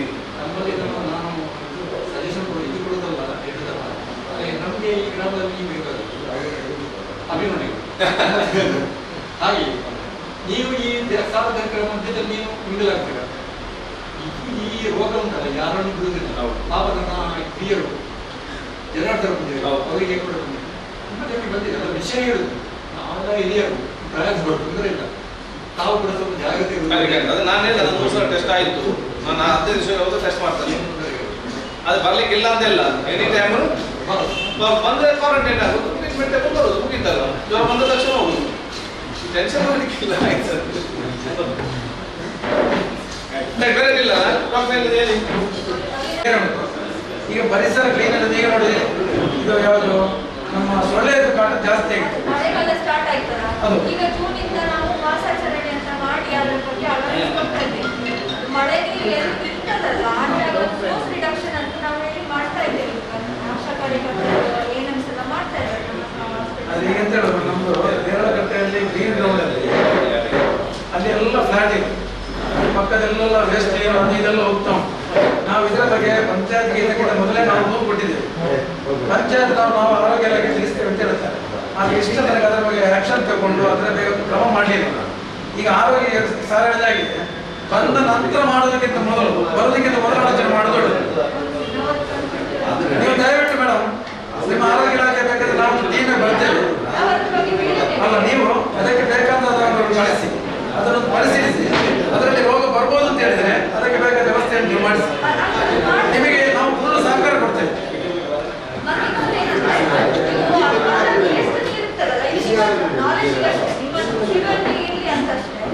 ಗಲೀಜ್ ನೀರು ಬರ್ತದಲ್ಲ, ಅದೇ ಬಂದದನ್ನ ನೆಗ್ಲೆಕ್ಟ್ ಮಾಡಿ ಅಂತ ಅಲ್ಲ ಹೇಳುದು.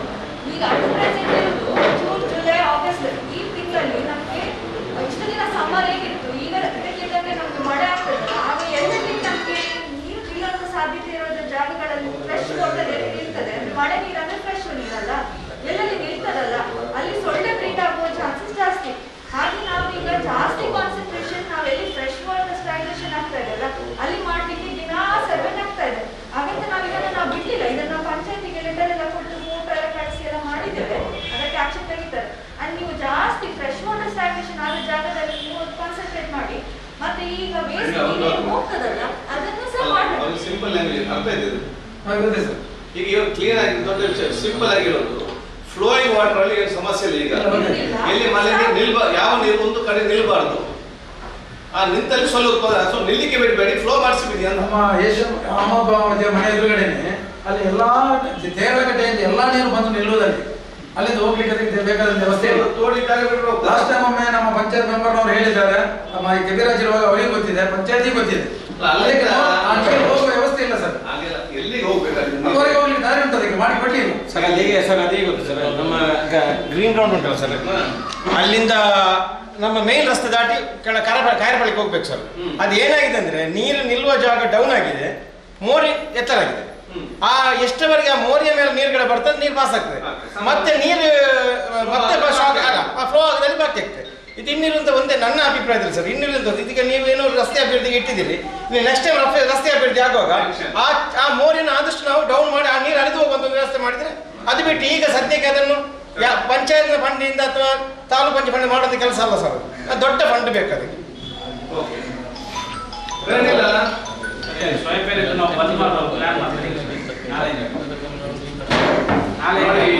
ಈಗ ನಾನು ಬಂದ್ ಮಾಡಿ ಅಂತ ನಾನು ಹೇಳುತ್ತಿಲ್ಲ, ಬಂದ್ ಎಲ್ಲದೂ ಕೂಡ ಪರಿಹಾರ ಅಲ್ಲ. ನೀವು ಬಂದ್ ಮಾಡಿ ಯಾರಾದ್ರೂ ಕೊರೋನಾಕ್ಕೆ ಬಂದ್ ಮಾಡಿ ಕೊರೋನಾ ಬರೋದು ನಿಲ್ಲುವುದಿಲ್ಲ. ಅದು ಬಂದ್ ಮಾಡಿ ಬೇರೆ ಬೇರೆ ಹಲವಾರು ವಿಚಾರಗಳಿವೆ. ಬಂದು ನೀವು ಅಗತ್ಯ ಇದ್ದ ಕಡೆ ಮಾಡಿ, ಅಂದ್ರೆ ಒಂದು ಏರಿಯಾಕ್ಕೆ ಹೊರಗೆ ಮೇನ್ ರೋಡ್ ಬಂದ್ ಮಾಡ್ಲಿಕ್ಕೆ ಆಗ್ತದ? ಅದಲ್ಲ ನಾನು ಕೇಳುವಂತ ರಸ್ತೆ ಬದಿಯಲ್ಲಿ ವ್ಯಾಪಾರ ಮಾಡುವವರು ಅವರೆಲ್ಲ ತಂದು ರಾಶಿ ಹಾಕಿ ವ್ಯಾಪಾರ ಮಾಡ್ತಾ ಇರ್ತಾರೆ ಅಂತ ಹೇಳುವ. ಹೌದು, ಅವರಿಂದ ನಮಗೆ ಪಬ್ಲಿಕ್ ಹೋಗಿ ಅಲ್ಲಿ ನಿಲ್ತಾರೆ. ಅಂದ್ರೆ ಸ್ವಲ್ಪ ಕಡಿಮೆ ಸಿಗ್ತದೆ ಅಂದ್ರೆ ಜನರು ಅಲ್ಲಿಗೆ ಹೋಗ್ತಾರೆ. ಅದು ಸಂಭವ ಅಲ್ಲಿ ಅದರಿಂದ ಜನರಿಗೆ ತೊಂದರೆ ಬರ್ತದೆ. ಅಲ್ಲ ಅಂತದನ್ನು ನಾವು ಅವಾಯ್ಡ್ ಮಾಡ್ಲಿಕ್ಕೆ ಎಂತ ಮಾಡೋದು ಸರ್? ನೋಡಿ, ಈಗ ಮಾರುವ ಒಂದು ಮಿಸ್ಟೇಕ್ ಅಲ್ಲ, ಅಲ್ಲಿ ಗುಂಪು ಸೇರುವುದು ಮಿಸ್ಟೇಕ್. ಹೌದಾ? ಮಾರುವವನು ಹೇಳ್ಬೇಕು, ದೂರ ದೂರ ನಿಂತು ಗುಂಪು ಸೇರಿ ನಿಲ್ಲಬೇಕು, ನಾವು ಕ್ಯಾನ್ಸಲ್ ಮಾಡ್ಬೇಕಾಗ್ತದೆ. ದೂರ ದೂರ ನಿಂತು ನೀನು ಸರಿ ಒಬ್ಬನಿಗೆ ವ್ಯಾಪಾರ ಮಾಡೋ ವ್ಯವಸ್ಥೆ ಮಾಡಿ ಅಂತ ನಾವು ಹೇಳುವಂತ ವಿಚಾರ ಆಗ್ಬೇಕು. ಈ ಮೈನ್ ರೋಡ್ ನೀವು ಬಂದ್ ಮಾಡ್ಲಿಕ್ಕೆ ಆಗ್ತದ? ಇಲ್ಲ, ಆಯ್ತು. ನಿಮ್ಮ ರೆಂಜಾಡಿಯಿಂದ ಕೆಳಗೆ ಹೋಗಿ ನೀವು ಬಂದ್ ಮಾಡಿದ್ರೆ ನಿಲ್ಲಿಸಿ, ಆ ಕಡೆ ಅಮಲೋಪುರದಿಂದ ಬಂದ್ ಮಾಡ್ತೀರಿ, ಈ ಕಡೆ ಅಲ್ಲಿಂದ ಯಾರು ಕೆಲಸ ಮಾರ್ಕೆಟ್ ಕೆಲಸ ಹೋಗ್ತಾರೆ, ಯಾರೇ ಬೇರೆ ವ್ಯಾಪಾರಕ್ಕೆ ಹೋಗ್ತಾರೆ, ಬಿಸ್ನೆಸ್ ಯಾರು ಹೋಗ್ತಾರೆ, ಅವರು ಬಂದ್ ಮಾಡೋ ವಿಷಯ ಮತ್ತೆ ಅಂಗಡಿ ಬಂದ್ ಮಾಡಬೇಕು. ಅಂಗಡಿ ಬಂದ್ ಮಾಡಿ ಅಂತ ಸಿಗ್ತದೆ, ಅಂಗಡಿಗೆ ಕೊಡ್ತಾರೆ, ಅಂಗಡಿಯಲ್ಲಿ ಮಾಡ್ತಾರೆ ಕೊರೋನಾ.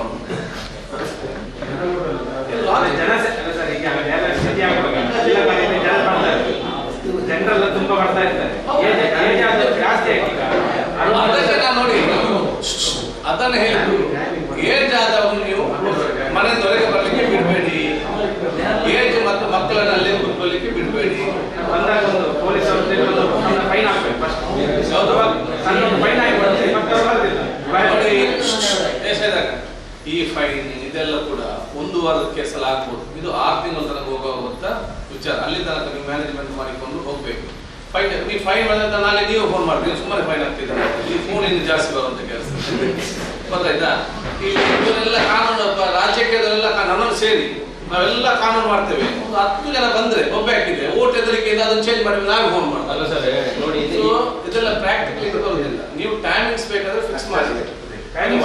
ವಯಸ್ಸಾದವ್ರ ಮೇಲೆ ಬರ್ಲಿಕ್ಕೆ ಮನೆಯಿಂದ ಹೊರಗೆ ಬರ್ಲಿಕ್ಕೆ ಬಿಡಬೇಡಿ, ಮಕ್ಕಳನ್ನು ಬರಲಿಕ್ಕೆ ಬಿಡಬೇಡಿ. ಯಂಗ್ಸ್ಟರ್ಸ್ ಯಾರು ಬರ್ತೀವಿ ಹೋಗ್ತೀವಿ ಸ್ವಲ್ಪ ಜಾಗ ಇದ್ದು ಅವರಿಗೆ ಸ್ವಲ್ಪ ಮಟ್ಟಿನ ಜ್ವರ ಬಂದ ತಕ್ಷಣ ಟೆಸ್ಟ್ ಮಾಡಿ ಮುಗೀತು, ಇಷ್ಟೇ ಮ್ಯಾನೇಜ್ಮೆಂಟ್ ಮಾಡಿ. ನಾವು 1 ಗಂಟೆವರೆಗೆ ಓಪನ್ ಮಾಡೋದು ಅದನ್ನು ಊರಿಗೆ ಬಿಟ್ಟಂತ ವಿಚಾರ ಆಯ್ತು. ಅದು ಜನಜಾಗೃತಿ ಮೂಡಿಸಬೇಕು. 1 ಗಂಟೆ ಓಪನ್ ಮಾಡೋದಂತ ಮಾಡ್ತೀರಿ ನೀವು.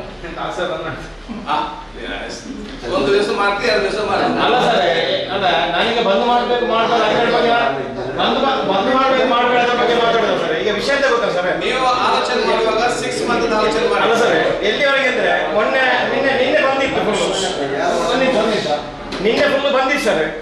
ನಿನ್ನೆ ಒಂದು ದಿವಸ ಬಂದಿದ್ದಲ್ಲ, ಶನಿವಾರ ದಿವಸ ಒಂದು 5 ಜನಕ್ಕೆ ಜಾಸ್ತಿ ಇದು ವೈರಸ್ ಹರಡಿರ್ಬೋದು ಒಮ್ಮೆ ಬರ್ತದೆ. ಹಾಗಾಗಿ ಮತ್ತೆ ಇದು ನೋಡಿ, ಇವರು ಹೇಳಿದ ಒಳ್ಳೆ ವಿಷಯ. ಆದ್ರೆ ವೆಹಿಕಲ್ ನಾವು ಬಿಟ್ಟು ನಾವು ಬಂದ್ ಮಾಡಿ ಏನು ಪ್ರಯೋಜನ ಇಲ್ಲ. ನನ್ನ ಅಭಿಪ್ರಾಯದಲ್ಲಿ ಸರ್, ನಾವೊಂದು 2 ಗಂಟೆ ನಂತರ ಎಂತ ವ್ಯಾಪಾರ ಮಾಡಿ ಬಂದ್ ಮಾಡಿದ್ರು 2 ಗಂಟೆ ನಂತರ ಈ ರಸ್ತೆಯನ್ನು ಯಾರು ಕೂಡ ಯೂಸ್ ಮಾಡಬಾರ್ದಂತ ಒಂದು ಪರಿಸ್ಥಿತಿಯನ್ನು ನಾವು ತಂದು ಅವರಿಗೆ ತಿಳಿಯಬೇಕು. ಮತ್ತೆ ಮಾಡಿ ಸಾಧ್ಯ ಸಿಂಪಲ್ ಒಂದು ಜನಜಾಗೃತಿ ಮಾಡಿ ಅಷ್ಟೇ. ಮನೆಯವರಿಗೆ ಡೈಲಿ ಹೋಗಿ ತರಕಾರಿ ಒಂದು ತರಬೇತಿ ಮಾಡಿದ್ರೆ ಒಂದು 3-5 ದಿವಸಕ್ಕೊಮ್ಮೆ ತನ್ನಿ ಮನೆಯಲ್ಲಿ. ಡೈಲಿ ಮಾರ್ಕೆಟಿಗೆ ಹೋಗಬೇಡಿ, ಒಂದು 2 ತಿಂಗಳ ತನಕ ಸ್ವಲ್ಪ ಕಟ್ ಮಾಡಿ ಈ ರೀತಿ ಒಂದು ಸಿಸ್ಟಮ್ ಮಾಡಿ. ಇದು ನಾಳೆ ಆಗ್ಲಿಕ್ಕಿಲ್ಲ, ಮತ್ತೊಂದು 10-15 ದಿವಸ ಆಗುವಾಗ ಇದು ಸ್ಟ್ರೀಮ್ ಲೈನ್ ಆಗ್ತದೆ. 15 ದಿವಸ ನಂತರ 6 ಮಂತ್ ತನಕ ಕಂಟಿನ್ಯೂ ಆಗ್ತದೆ.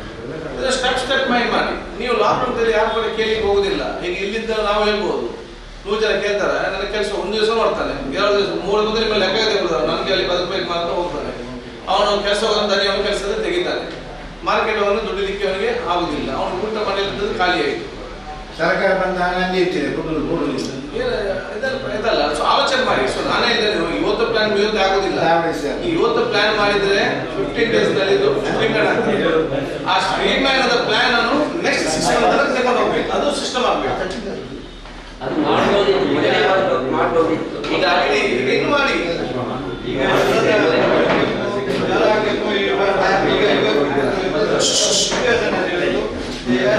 ಬರ್ತದೆ, ಇಲ್ಲಿ ನಮ್ಮ ಡಾಕ್ಟರ್ ಇಲ್ಲಿ ಒಂದೇ ಡಾಕ್ಟರ್ ಇರುದು ನಮ್ಮ ಇವತ್ತು ರಾತ್ರಿ ಬೆಳಿಗ್ಗೆಯಿಂದ ರಾತ್ರಿ ಜನ ಇದೆ. ಒಂದು ಸರಿಯಾದ ಒಂದು ಜ್ವರಕ್ಕೆ ಕೊಡುವಂತ ಮದ್ದು ಇಲ್ಲಿ ಮೆಡಿಕಲ್ ಅವರು ಕೊಡುದಿಲ್ಲ, ಟ್ಯಾಬ್ಲೆಟ್ ಕೊಡುದಿಲ್ಲ, ಜ್ವರಕ್ಕೆ ಇದು ಕೊಡುದಿಲ್ಲ. ಅದು ನಮ್ಮ ಇಲ್ಲೇ ನಮ್ಮ ಒಂದು ಆರೋಗ್ಯ ಇಲಾಖೆ ಇದೆ ಚಿಕ್ಕದು, ಅದರಲ್ಲೇ ಒಂದು ಕಂಟಿನ್ಯೂ ಆಗಿ ಅದರಲ್ಲಿ ಒಂದು ಡಾಕ್ಟರ್ ಇಟ್ಟು ಒಂದು ಜ್ವರಕ್ಕೆ ಇಂಥವನಿಗೆ ಒಂದು ಮದ್ದು ಕೊಡುವಂತ ಒಂದು ವ್ಯವಸ್ಥೆ ಮಾಡಿದರೆ ಇಲ್ಲಿ ಜನರಿಗೆ ತುಂಬಾ ಒಂದು ಉಪಕಾರ ಆಗ್ತದೆ. ಅಲ್ಲಿ ಒಬ್ಬ ಡಾಕ್ಟರ್ ಬೆಳಗ್ಗೆಯಿಂದ ರಾತ್ರಿ ಅವರು 1 ಗಂಟೆ ಕರೆಕ್ಟ್. ಈಗ ಮೆಡಿಕಲ್ ಶಾಪ್ ನಲ್ಲಿ ಯಾರು ಕೂಡ ಮದ್ದು ಕೊಡಬಾರ್ದಾಗಿದೆ. ಮುಂಚೆ ಅದೇ ಡೋಲ್ ಗೀಲ್ ತಗೊಂಡೋಗಿ ಇರ್ತಾ ಇದ್ರು, ಈಗ ಅದಿಲ್ಲ. ಯಾಕೆ ನಿಮ್ಗೆ ಯಾವ ಜ್ವರ ಅಂತ ಗೊತ್ತಿಲ್ಲ. ಬಂಡ ಫಸ್ಟ್ ಕೇಸ್ ಇತ್ತು, ಆ ಏಜ್ 45 years. ಎರಡು ದಿವಸ ಜ್ವರ ಬಂದಾಗ ಸದಸ್ಯರು ಡಾಕ್ಟರ್ ಹತ್ರ ಮನೆಗೆ ಹೋದ್ರು, ಅವ್ರು ನೆರಕರೆ ಇಲ್ಲ, ಅವ್ರು ಮದ್ದು ಕೊಟ್ಟರು, ಅವ್ರು ಜ್ವರ ಸ್ವಲ್ಪ ಕಡಿಮೆ ಸುಮ್ಮನೆ ಇದ್ರು, ಮತ್ತೆ ಜಾಸ್ತಿ ಆದಾಗ ಅಡ್ಮಿಟ್ ಆಗಿ ತೀರಿ ಹೋದ್ರು. ಕೇಸ್ ಆದದ್ದು ಡಾಕ್ಟರ್ ಮೇಲೆ, ಯಾಕೆ ನೀವು ಮದ್ದು ಕೊಟ್ಟಿದ್ದೀನಿ, ಈಗ ಫಸ್ಟ್ ನೀವು ಟೆಸ್ಟ್ ಮಾಡಬೇಕು ಕೊರೋನಾಕ್ಕೆ. ಅದಕ್ಕಾಗಿ ಫಸ್ಟ್ ಯಾವುದೇ ಬಂದು ಕೂಡ ಫಸ್ಟ್ ಟೆಸ್ಟ್ ಆಗದೆ ಯಾವುದೇ ಮದ್ದು ಇಲ್ಲ. ನಂಬರ್ 1 ಈಗ ಅದರ ಮೆಡಿಕಲ್ ಯಾರು ಕೊಡ್ತಾ ಇಲ್ಲ. ನಂಬರ್ 2, ಯಾರು ಇವತ್ತು ಪ್ರೈವೇಟ್ ಡಾಕ್ಟರ್ ಇವತ್ತು ಅಲ್ಲಿ ಇದ್ದಾರೆ ಅವರು ಮಾಡ್ತಾರೆ, ಮತ್ತು ಅವ್ರಿಗೆ ಕೂಡ ಇವತ್ತು ಟೆಸ್ಟ್ ಮಾಡದೆ ಜ್ವರದ ಭಯದಕ್ಕೆಲ್ಲ ಕೊಡ್ಬೋದು, ಕೈ ನೋವು ಕಾಲು ನೋವು, ಜ್ವರ ಬಂದ ತಕ್ಷಣ ಅವರು ಕೂಡ ಮಾಡ್ತಾರೆ. 3ನೇದು ಡಾಕ್ಟರ್ ಬೇಕು, ನಮ್ಮ PSCಗೆ ಡಾಕ್ಟರ್ ಇಲ್ಲ, ಹೀಗೆ ಬಂದದಷ್ಟೇ ನಾಟಿಕಲ್ ಇವರಿಗೆ. ಯಾಕೆ ಇಲ್ಲಿ ಉಪಕೇಂದ್ರಕ್ಕೆ ಸಿಗಲಿಕ್ಕೆ ಚಾನ್ಸ್ ಕೂಡ ಇಲ್ಲ ಡಾಕ್ಟರ್ಸ್. ಸೊ ಈಗ ಇಲ್ಲಿಂದ ಎಷ್ಟು ದೂರ ಇದೆ ನಾಟಿಕಲ್? 1 ಕಿಲೋಮೀಟರ್ ಅಲ್ವಾ ಇದರಲ್ಲಿ. ಅಲ್ಲಿಗೆ ನಾಟಿಕಲ್ ಹೋಗಿದ್ರೆ ಮುಗಿದು, ಅದರ ಚೆನ್ನಾಗಿ ಮಾಡಿ ಡಾಕ್ಟರ್ ಫುಲ್ ಟೈಮ್ ಇರ್ತಾರೆ, ಅಲ್ಲಿ ಫುಲ್ ಟೈಮ್ ಇಟ್ಟು ಔಷಧಿ ಇಟ್ಟು ಅಲ್ಲೇ ಚೆನ್ನಾಗಿ ಮಾಡಿದ್ರೆ ಅಲ್ಲಿಗೆ ಹೋಗಿ ಬಂದ್ರೆ ಆಯ್ತು. ಅಲ್ಲಿ ಒಂದು 4-5 ಗ್ರಾಮಕ್ಕೆ ಅದೊಂದು ಇರುವುದು ಆರೋಗ್ಯ. ಅಲ್ಲಿ ಜನ ತುಂಬಾ ಸೇರ್ತಾ ಇದ್ರು. ಎಲ್ಲಿ? ಈ ನಾಟಕ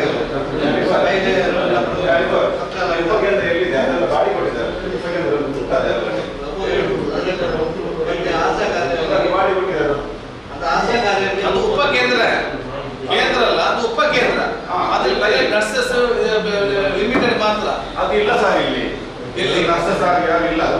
ಶುಕ್ರವಾರ ಒಂದು ದಿವಸ ಅದು ದೇವಿ ಬರ್ಲಿಕ್ಕೆ ಎಲ್ಲಿದೆ? ಈಗ PSC ಅಲ್ಲಿ ಏನು ಸಮಸ್ಯೆ? ನಾಟಿಕಲ್ PSC ನಾಟಿಕಲ್ ಆಸ್ಪತ್ರೆಯಲ್ಲಿ ಏನು ಸಮಸ್ಯೆ ಇದೆ? ಅಲ್ಲಿ ತುಂಬಾ ಜನ ಸೇರ್ತಾ ಇದ್ದಾರೆ. ಅಲ್ಲಿ ಜನ ಅಲ್ಲಿಗೆ ಅಲ್ಲಿ ಪೇಷಂಟ್ಗಳು ಜಾಸ್ತಿ ಬರ್ತಾರೆ. ಒಂದು ನೆಕ್ಸ್ಟ್ ಮಕ್ಕಳಿಗೆ ಮದ್ದು ಇದೆಲ್ಲ ಅಲ್ಲಿ ಕೊಡ್ತಾರೆ. ಓಕೆ, ಅಲ್ಲಿ ನಮಗೆ ಇಲ್ಲಿ ಡೈರೆಕ್ಟ್ ಎಲ್ಲರಿಗೆ ನಮ್ಮೆಲ್ಲ ಗ್ರಾಮಕ್ಕೆ ಅಲ್ಲಿ ಆಗ್ತದೆ.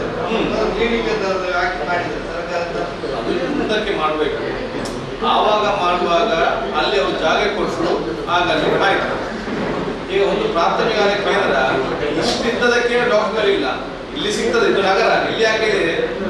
ಇದು ಮಂಗಳೂರು ನಗರಕ್ಕೆ ಹತ್ತಿರ. ನೀವು ಗ್ರಾಮೀಣ ಮಟ್ಟಕ್ಕೆ ಹೋದ್ರೆ ಒಂದು ಡಾಕ್ಟರ್ ಕೂಡ ಹೋಗುದು. ಯಾಕೆ? ಎಲ್ಲ ನಗರದಲ್ಲಿ ಬೇಕೆ, ಅವರ ಮಕ್ಕಳನ್ನು ಶಾಲೆಗೆ ಹಾಕಬೇಕು, ಅವರಿಗೆ ವ್ಯವಸ್ಥೆ ಬೇಕಂತ ಸಿಟಿಗೆ ಬರ್ತಾರೆ. ಸಿಟಿ ಬಿಟ್ಟು ಸ್ವಲ್ಪ ಅಲ್ಲಿಯೇ ಡಾಕ್ಟರ್ ಇಲ್ಲ, ಇನ್ನು ಕಟ್ಟಿದ್ರು ಕೂಡ ಬರ್ಲಿಕ್ಕೆ. ನಾವು ಇಲ್ಲಿ ನಮ್ಮದೇ ನಾವು ಅಲ್ಲಿಯೇ ಆಸ್ಪತ್ರೆ ಮಾಡಬಹುದು. ನಮ್ಮದೇ ಆಸ್ಪತ್ರೆಯನ್ನು ಚೆನ್ನಾಗಿ ಮಾಡಬೇಕು. ಸ್ವಲ್ಪ ದೂರ ಆದ್ರೂ ಚಿಂತೆ ಇಲ್ಲ. ಈಗ ನಮ್ಮಲ್ಲಿ ಏನಿದೆ, ಅಮೃತಸರಲ್ಲಿದೆ, ಇಲ್ಲಿದೆ, ಮತ್ತೆ ನಮ್ಮ ಕೋಟೆಕಾರಲ್ಲಿದೆ. ಇದರಲ್ಲಿ ಈಗ ನನ್ನ ಸಜೆಷನ್ ಗೊತ್ತುಂಟ, ಈ ಅಲ್ಲೇ ಉಪಕೇಂದ್ರ ಮಾಡಿ ಒಂದು ಬೆಸ್ಟ್ ಹಾಸ್ಪಿಟಲ್ ಮಾಡ್ತಿದ್ರೆ ಎಲ್ಲ ಇಲ್ಲೇ ಆಗ್ತಿತ್ತು. ಡೆಲಿವರಿ ಇಲ್ಲೇ ಮಾಡ್ಬೋದಿತ್ತು, ಇದನ್ನು ಕೂಡ ಇಲ್ಲೇ ಮಾಡ್ಬೋದು, ಅಲ್ಲಿ ಹೋಗಿ